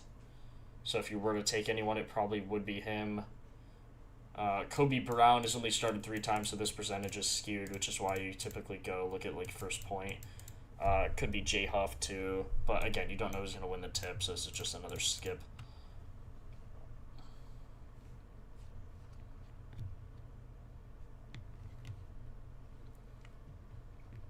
Top 4 for a lay boost. Buzelis, Podol,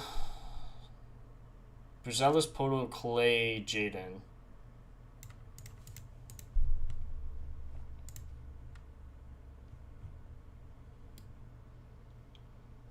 Is Chet playing? Robert Williams is going to play as well. Is Chet playing today? Because that could obviously also drastically limit. But if Jalen Williams, I guess Jalen Williams hasn't won a tip.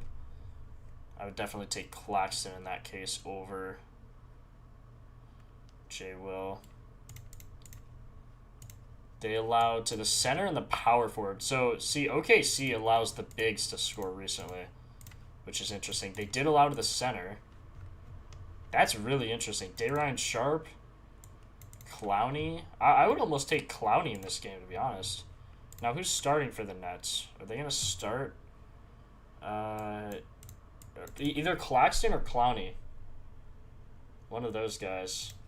Probably going to get the first bucket.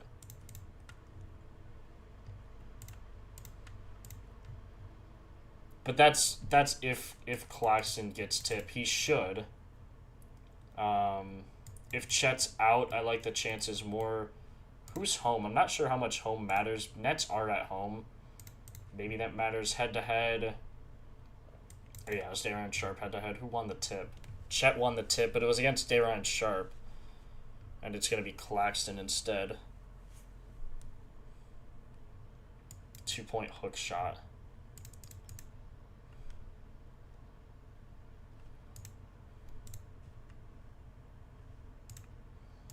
Power forward or center. I think you just have to go based off of that alone. I think Claxton, either Claxton or Clowney. I know I keep saying that, but I'm just thinking out loud. Probably go Claxton. Another important stat you could look at here is field goal attempts in the first 3 minutes.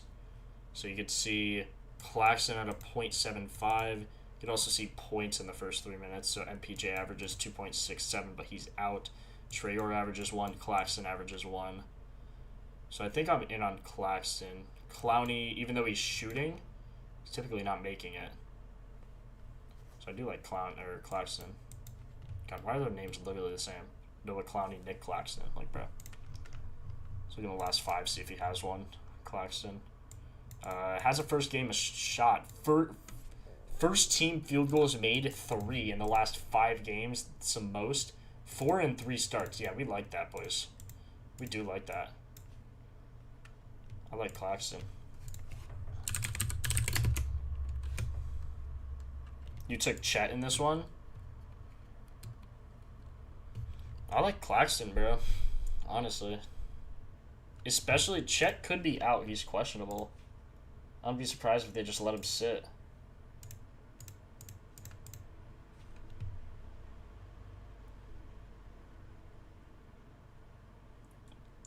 Hit that like button. 129 of you guys in here. I agree, man.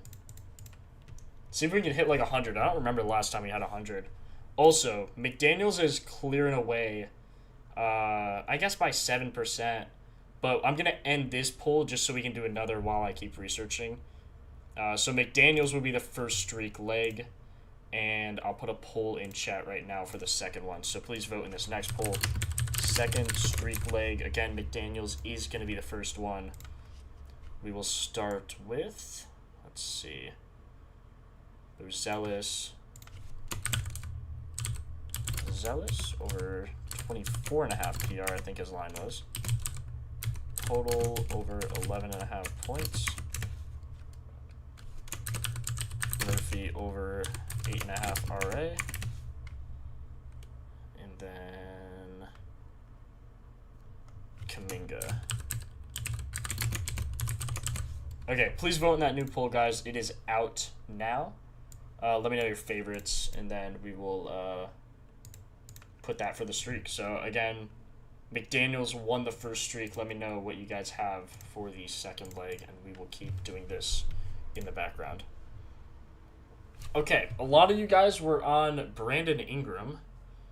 Now, who do you like to win this tip, though? Oh, yeah, Podol for sure.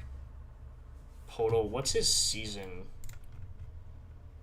Podol's, yeah, 63% on the season, 19 of 30, way better than Matas, which I think is going to take the tip, or Jalen Smith. Head-to-head, it was Scotty Barnes and Jalen Smith. They're both 1-1. Podol's like almost 7 foot, right? He's got to be close. Podol height. Yeah, he's 7 foot. And I think Jalen Smith was like 6'8".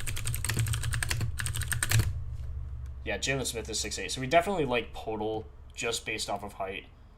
Oh, yeah. I can see why you guys like Ingram.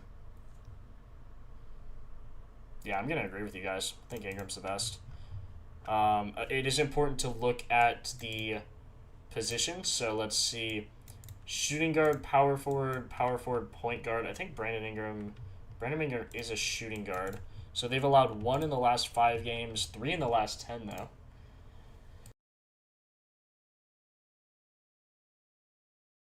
Oh, sorry. Gotta sneeze. Not my fault. Can we do more actual picks, please? Not just the 42 baskets. Yeah.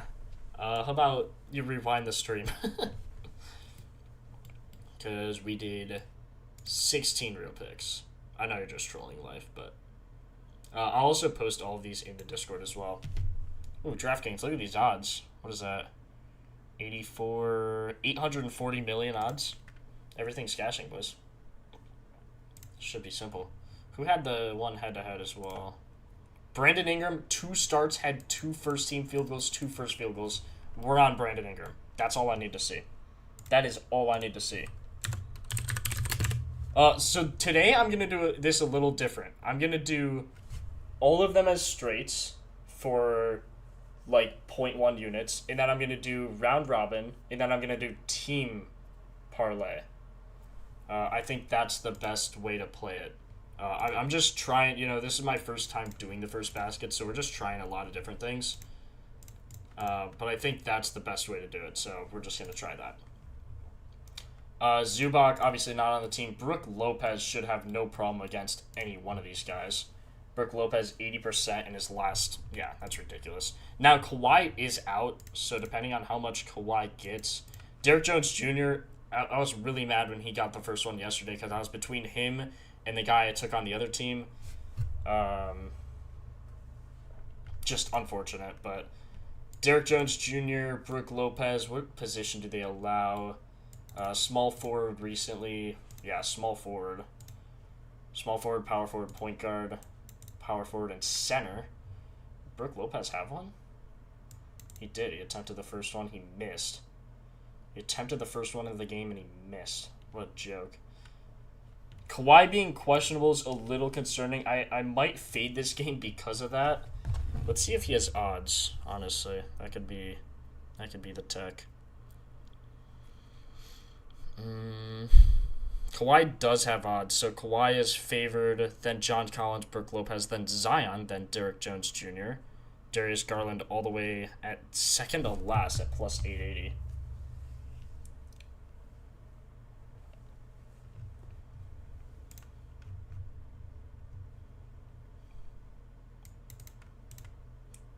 Garland over 5 starts has taken it once. Has 2 of the first 3s, which is interesting. Brook Lopez for the first team scorer. Zubac obviously not in the mix anymore. I wish we might need like last 20 data. Could be interesting.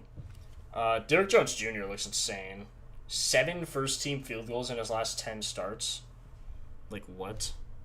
5 first field goals made. Wait, what? That is crazy. Wait, what? Now, Kawhi's out. If Kawhi doesn't play, I'm easy on Derrick Jones Jr. Plus 680.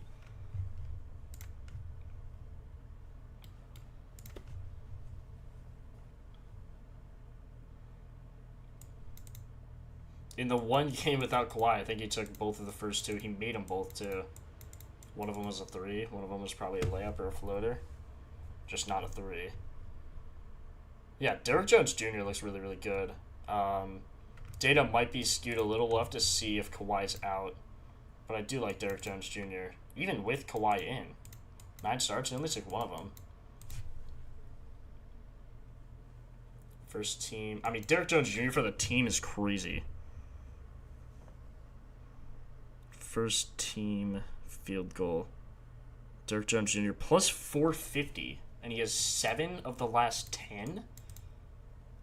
50% of the first attempts. That's crazy. Oh, is he not starting? Wait, what? Oh, because of Kawhi? Oh, he's not starting. That sucks. Because Chris Dunn's in now. Dang, man. He might, though. He has odds. I think he will start. Wait, when did he... Hold on. Yeah, because Benedict Matherin's out. So he should start, right?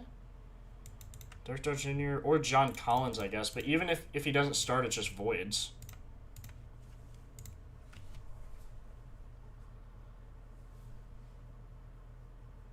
He's hurt?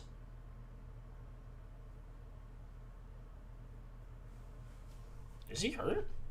Why does he have... He has odds on DK. He's literally plus 450 right now. Am I tripping? John Collins... Doesn't show that he's hurt.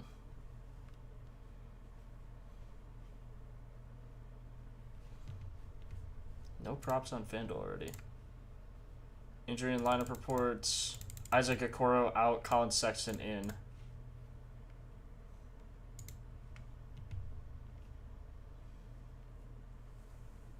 You're good, Fergie.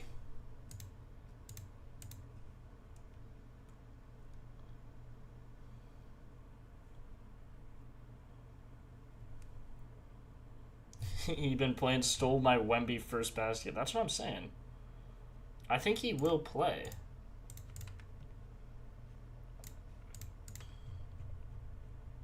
He's 31 starts.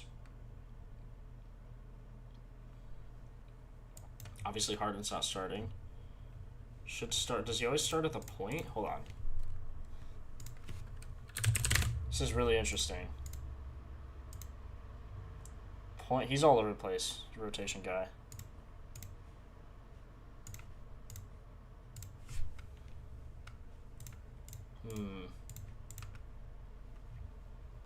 All of his positions, whatever ones he played, the 3 he plays, they've allowed the most to those positions.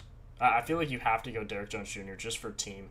And if it doesn't hit, it just voids. Or if he doesn't start, it just voids. Not if it doesn't hit. If it doesn't hit, it doesn't hit. But if he doesn't start, it voids. And plus 450, those odds are too high for me to not take it.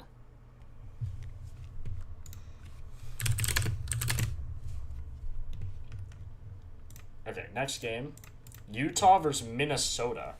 Minnesota! Let's see if there's head-to-head. I would assume Rudy won. No. Okay, so Rudy is 3-0. Oh, against Nurkic, though. Kyle Filipowski, only a 31% guy. Rudy is a 50% guy. I feel like these guys are, like, the same height, though. Rudy's 7'1". Filipowski is...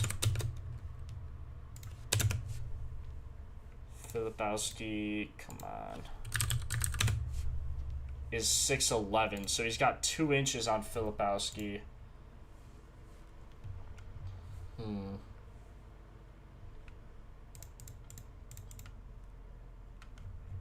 Wow, Jazz seemed to get the first field goal. Jaden McDaniels, our GOAT tonight. Would love him to start out hot and get the first bucket. That would be great. Ant is out. I wish we could see data without them, but I guess he's been out recently, so we can probably still see.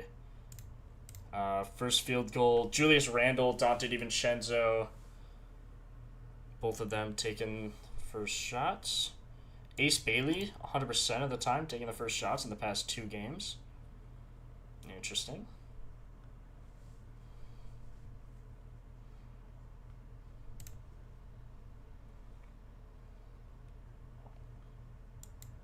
Io did not shoot it. I wouldn't be surprised if he does.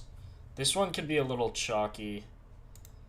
Point guard, power forward, center.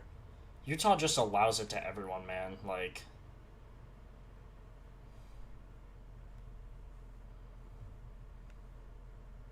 two-point dunk? That's weird. They've allowed 3 two-point dunks in the last 10 games. Minnesota has, at least. It's their tied highest percentage. Very interesting. 2-point layup on the Jazz. 2-point jump shot, 2-point layup, 3-pointer.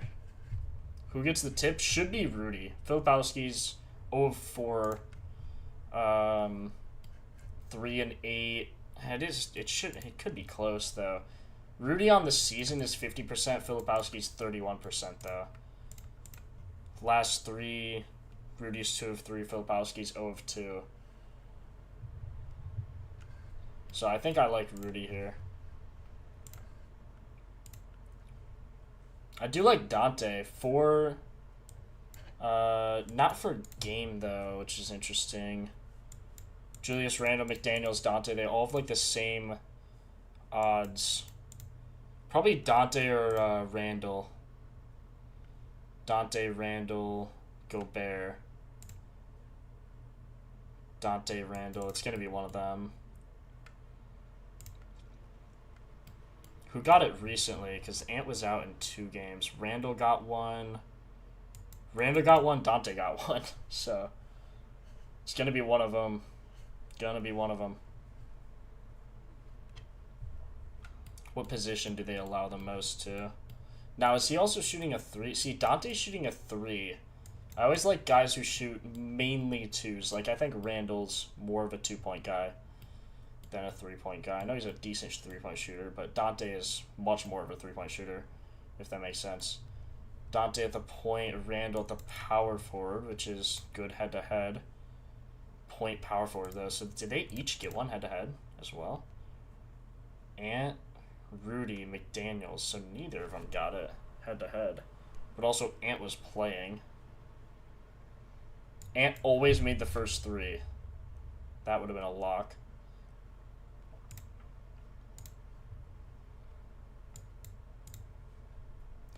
I'm good with Dante, I guess. It's either going to be Dante or Randall.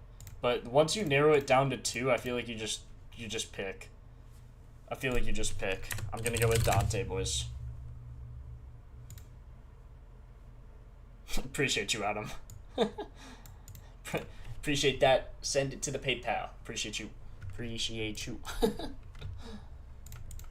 Okay, Atlanta, Dallas. Let's see. Head-to-head, I always should start there, to be honest. Center and center. Interesting. So Onyeka and Gaff. Onyeka beat Gaff. Pause. Onyeka... Ooh, Gaff not good in his last few games here. Gaff 50%. Neither is Onyeka. Ooh. 35% to Onyeka's 45%. So it's close, but you would lean Hawks here. You would definitely lean Hawks. Onyeka also got it. Gafford made the first one, though. So who missed? Onyeka missed the first field goal. He did make the first 3, though. Yeah, Randall might get it. I wouldn't be surprised. Either Randall or Dante, bro. I'm going to go Dante just based off of head-to-head. Onyeka's getting 5 points in the first 3 minutes, or did against them. CJ McCollum got 3. JJ got 2. This is head-to-head, though, so this is really skewed. Let's look at last 10.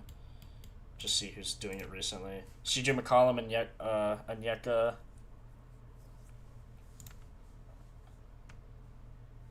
Gaff is averaging the most shots. That's interesting. Also got it last time against the Hawks. What do you guys have for this one? I would not be surprised. Like, I guess I would be surprised if it's on the Mavs, but I wouldn't be surprised if it's Gaff. And Dallas allows 31% to centers, but with Gaff, it's probably... I guess it's not really less. How many starts has he had in these games? See, only 2 starts in the last 5. Last 3, he's had 0 starts. Gaff's had 0 starts in the last 5 games, or last 3 games. Started PJ. PJ just getting the first field goal.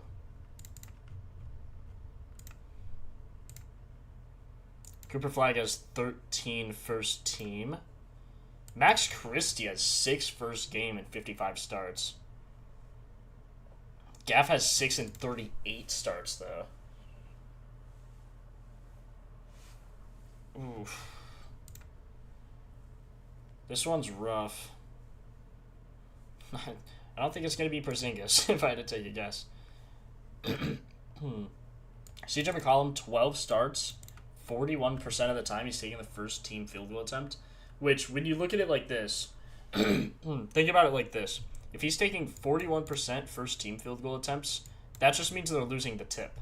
Or they're giving the ball away. So this could be... That's why I always look at first team and then just look at the highest there rather than game. Because this can be skewed, right? Like, first team is who's really getting the first shot. Sure, you want to go off of first game as well. Obviously, this one's insanely skewed. He had one start. He actually got it. That would have been a crazy bet. Musa Cisse. That was probably plus 2,000. But CJ McCollum looks decent, right? Like, but then there's like NAW, JJ, Onyeka, Kongwu. Yeah, I would probably just skip this game. I wouldn't be surprised if it's CJ, but then you're also probably banking on a 3-ball. Do they allow a lot to point guards? Not really. Yeah, not really. Yeah, I would fade this game. You also don't really know who's going to win tip. Like, you would think a Kongwu gets it, but you don't really know.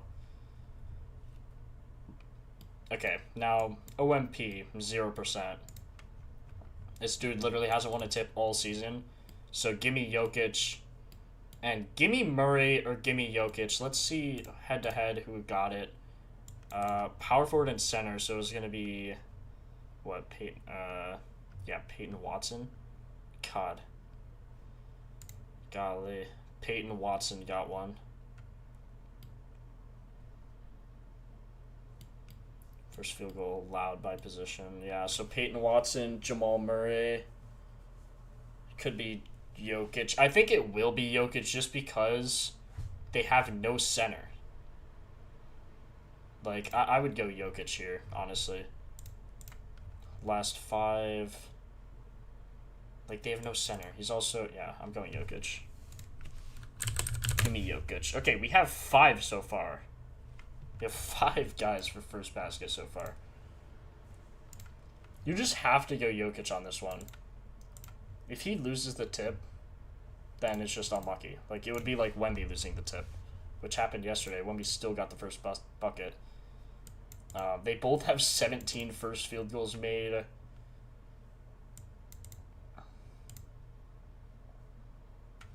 I like Jokic. I like Jokic for a 2. More specifically.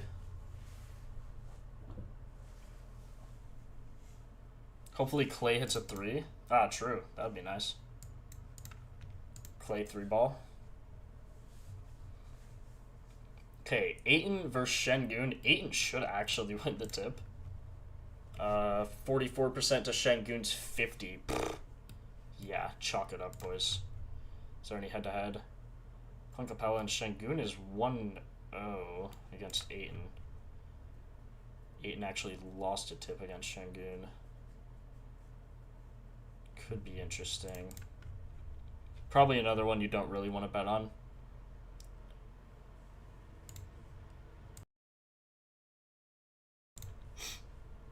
Oh man, these sneezes are killing me, man.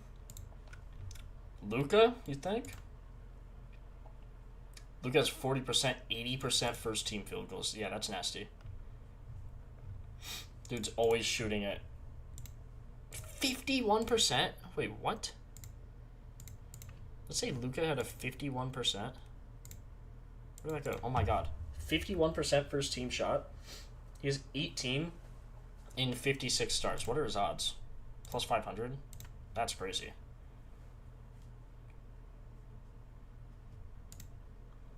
But LeBron's in.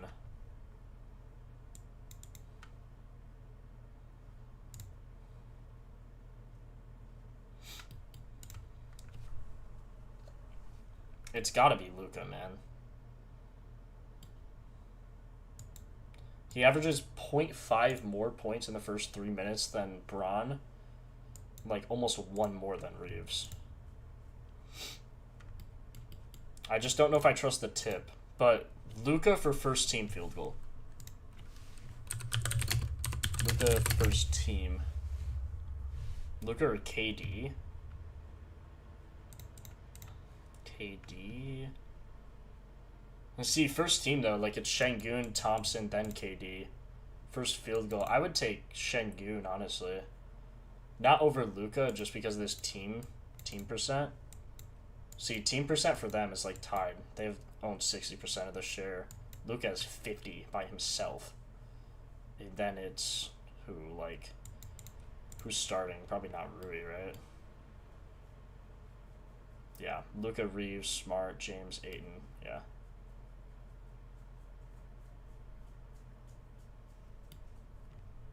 Tingus Pingus starting for Golden State? My goat?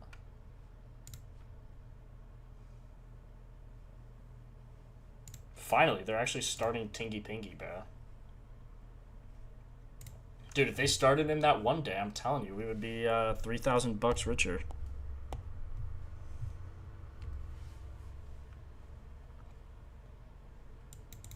Boston doesn't seem to allow initial...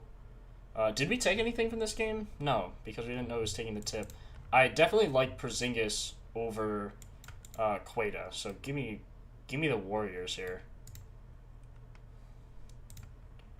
Let's see, last 5. Boston's allowed like 60%. Oh my god, it could be Tingy Pingy, bro. The last 10. There's gonna be no date on him though. That's the only annoying thing.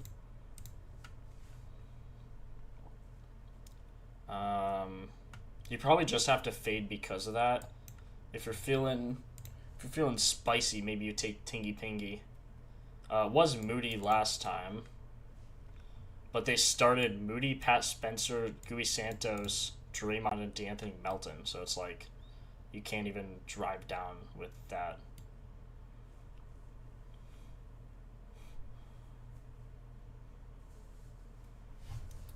Tinga's gonna double up and make up for yesterday. Gonna win the tip in first point.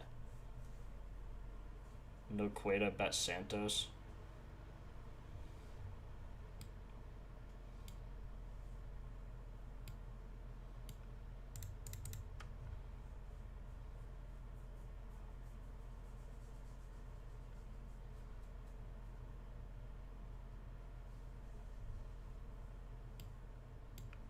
Okay, in the one game he like started. See, he didn't take the first shot.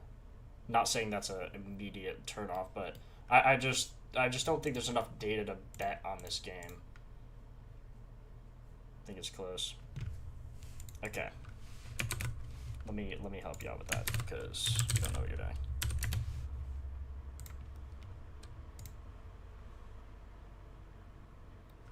Let me add the props though. I just typed the command and there's literally nothing there for you.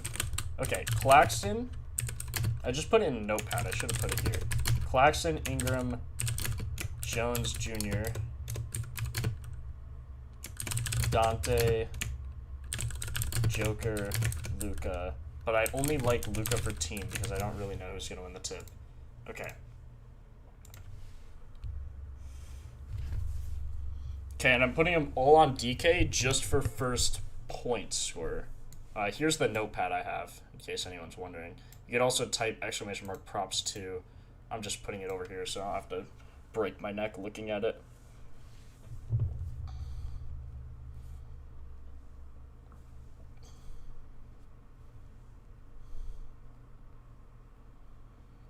Claxton odds are probably going to be pretty decent. Claxton plus 545. Give me that. Ingram.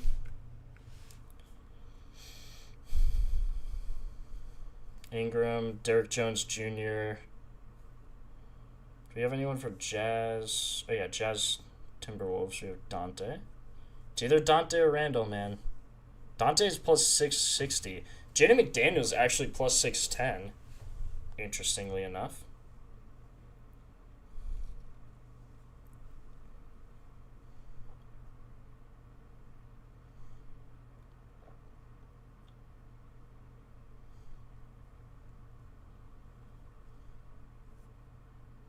It's funny. Jamal Murray and Jokic are plus 350, plus 385 respectively, and then it's plus 870 next with Jalen Wells.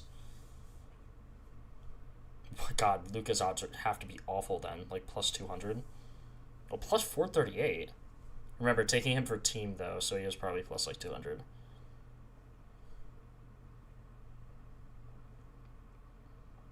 Yeah, plus 215.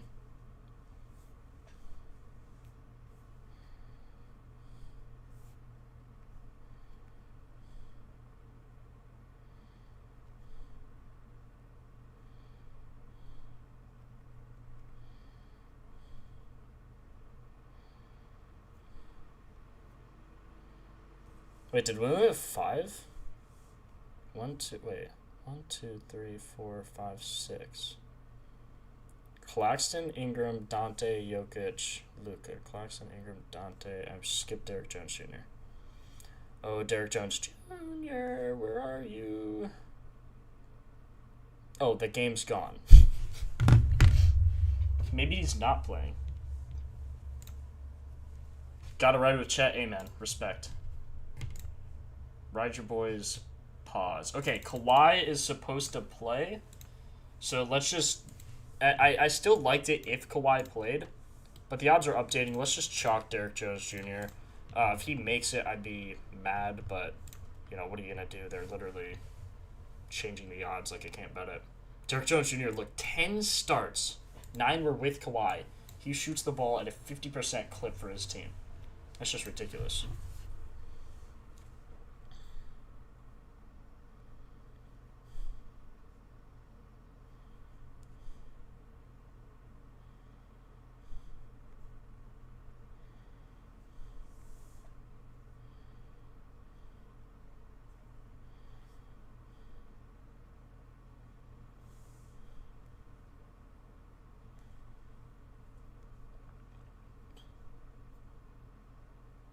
One, two, three, four, five. Wait, I have him.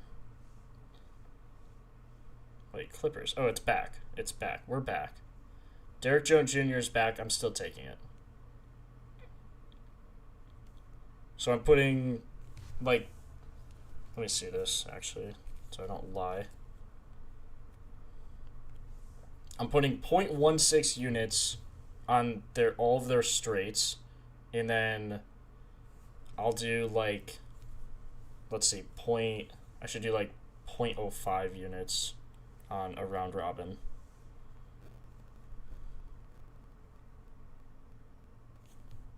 Where did it go? There it is. Nah. I'm just going to do the same thing. Actually, I'll do 0.1 units. That'll work. Just on their by 2 round robins. Have you tried to chat with FanDuel? Yeah, bro, I've asked, man. I've sent so many emails, it's absurd.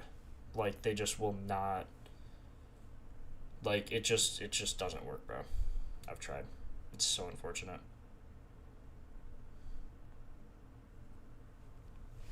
Okay, so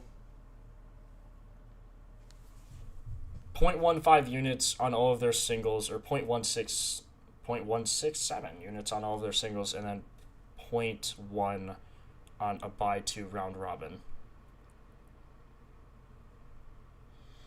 Not doing by 3 because that would be ridiculous.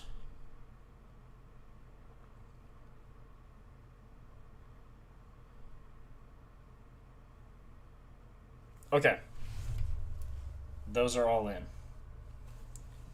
Now we have to do it for... Should I do it for team as well?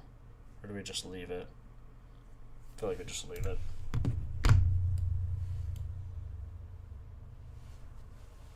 Hey, Adam. That's your call, man. Don't blame me. First baskets are long shots for a reason, bro. Okay, I'm going to put all of these on the Discord, and then I'm going to end stream. So if you have any questions, let me know now. How long was this stream? This feels like a long stream, right? Am I tripping? Yeah, 3.5 hour stream. Please drop a like. I'd appreciate it. Helps me out. But yeah, I will answer your guys' questions until all these props. Let's see, can you see this? Yeah. All these props are back up. Let's see, these are the first baskets. Luka only team. And then I'll post all of these on the Discord. If you're not there, just type !Discord if you want to follow us on Twitter.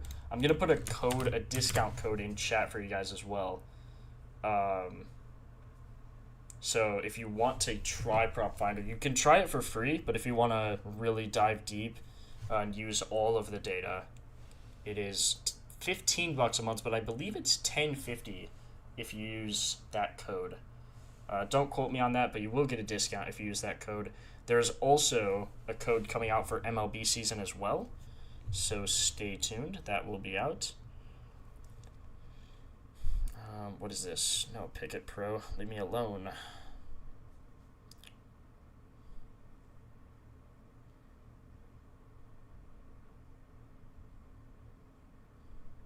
Wait, did I bet Derek Jones? Wait.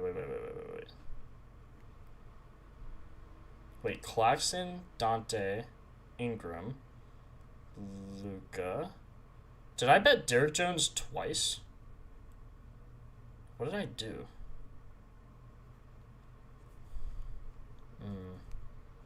That might not be great. Might have bet Derek Jones Jr. twice.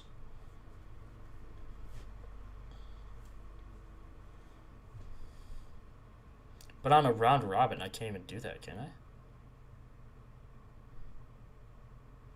Clippers first field goal scorer. Where's the round robin? Or first point scorer. Whatever, we'll just leave it.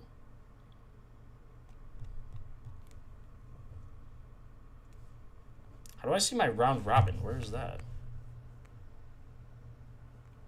I know I bet the round robin, right? There's all the Jaden McDaniels.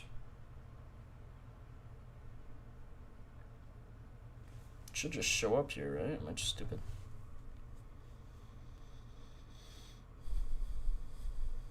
Can you only do straights then round robins? Like, do I have to reuse this?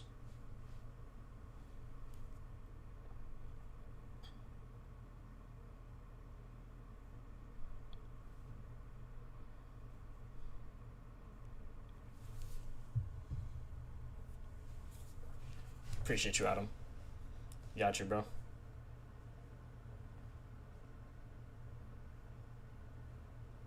Jeez, Steve. Best of luck, man. Yo, Adam. Can you only do straights and then a round robin, like, after? Because I think it only took my straights and didn't do my round robins. Like, can you not do both at the same time? So I figured you just could. I don't think you can, though. Unless I'm tripping.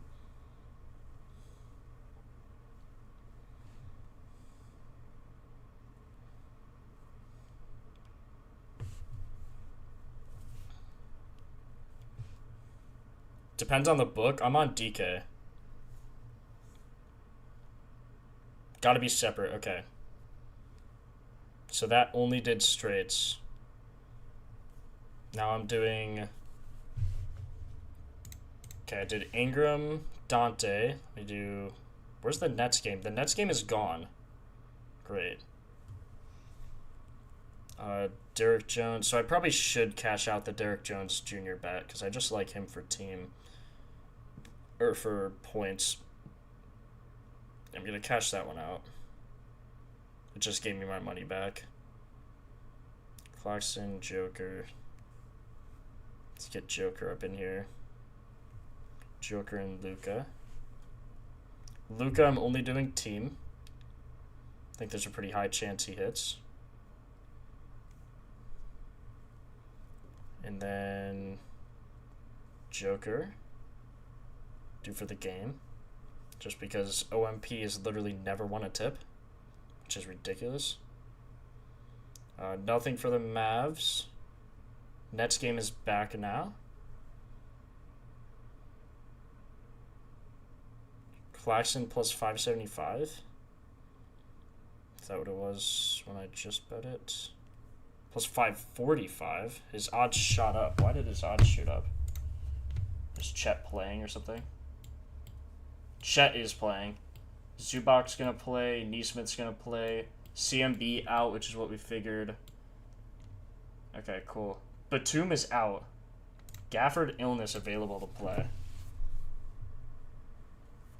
You could definitely do both. It didn't work at the same time, though, for some reason. Okay, we have 5 or 6. We have 6. Who am I forgetting? Ingram, Dante. Claxton, Luka. I don't have Derek Jones Jr. DJJ, get in this lay. DJJ, come on.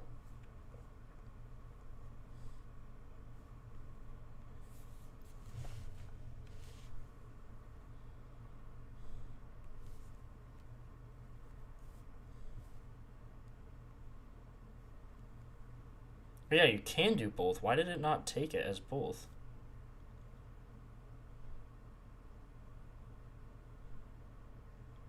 Oh, probably because I think I closed the round robin thing, so it just takes it off that. Okay, yeah, that's probably right. Okay, so putting it 2x2's round robin. Odds just went down as I put it in. FUBU. Appreciate the sub, bro. First basket plays or this notepad on the screen. Luka is the only one that's only team. Can I edit this to make? I don't think I can make this bigger at all. Maybe I can actually. Font. Oh, yeah, there we go. There we go. Now you guys can see that, right? I could probably make it bigger, actually. Font. Let's make it like 24. There we go. You guys see that good? Yeah. It's much better.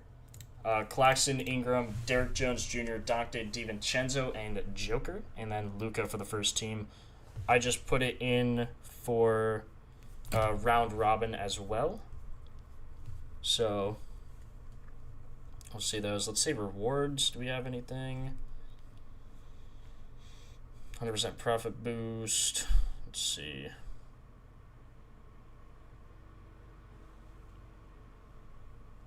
Earned a $25 bonus bet.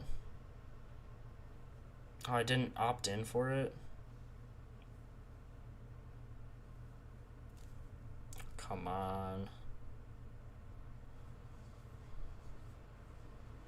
Oh, I could have used a 30% boost. Wow, I had so many boosts I just didn't even use. That's so annoying.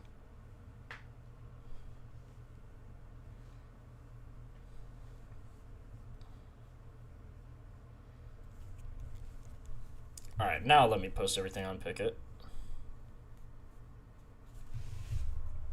24 units at risk, boys. What a big day today. This is ridiculous. 26.5 units, actually. Everything just updated. Okay, round robin. Round robin first baskets.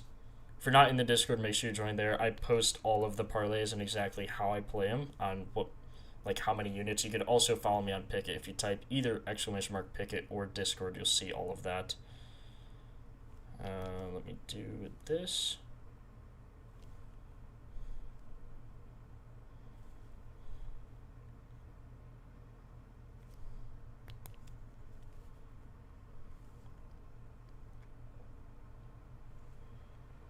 Games are about to start in 20 minutes. Yeah, I know. I gotta hurry up.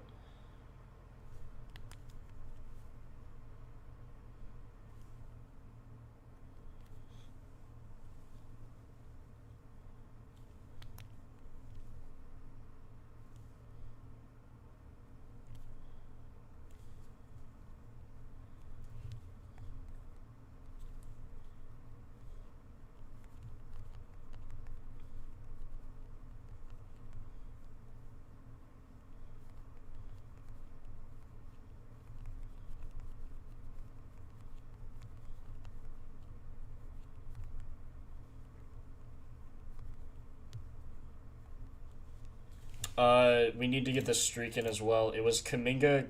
What was the first one? Guys, what was the first streak leg?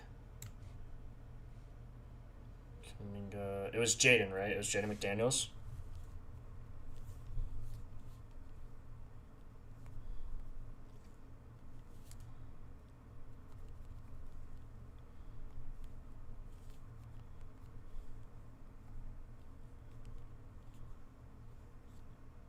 Okay, well, I put it in. Hopefully that was right.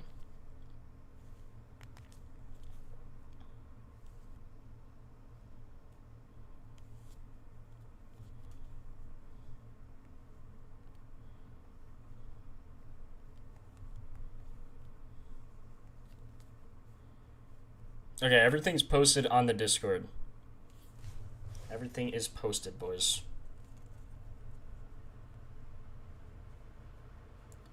Clay, Derek White, and Shepard all about to hit 5 threes. 0.25 units. Holy.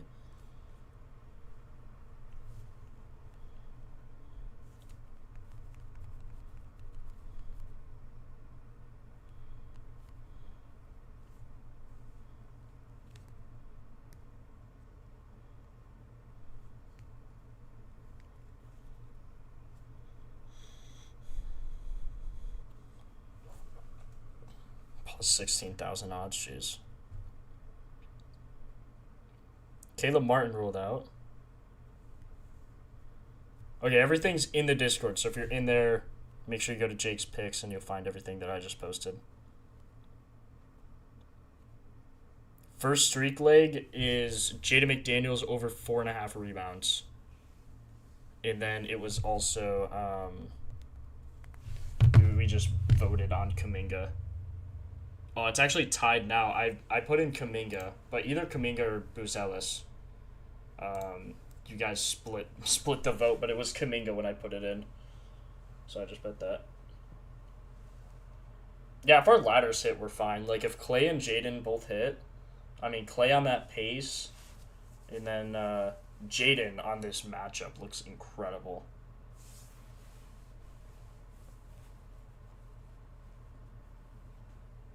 Try that double of Durant again. It worked last time. Agreed. Be interesting to see. Okay. Well, this has been like a 4-hour stream. I'm tired and hungry, and I need to go to the store, unfortunately. So I will catch you guys in the next one. Should be about the same time. Turn on noties, though. You'll be notified. Just sub with noties on here on YouTube. I posted those NHL videos, so make sure you go give those a watch. And, yeah. I will catch you guys in the next one. Appreciate you for being here. Drop a like on your way out.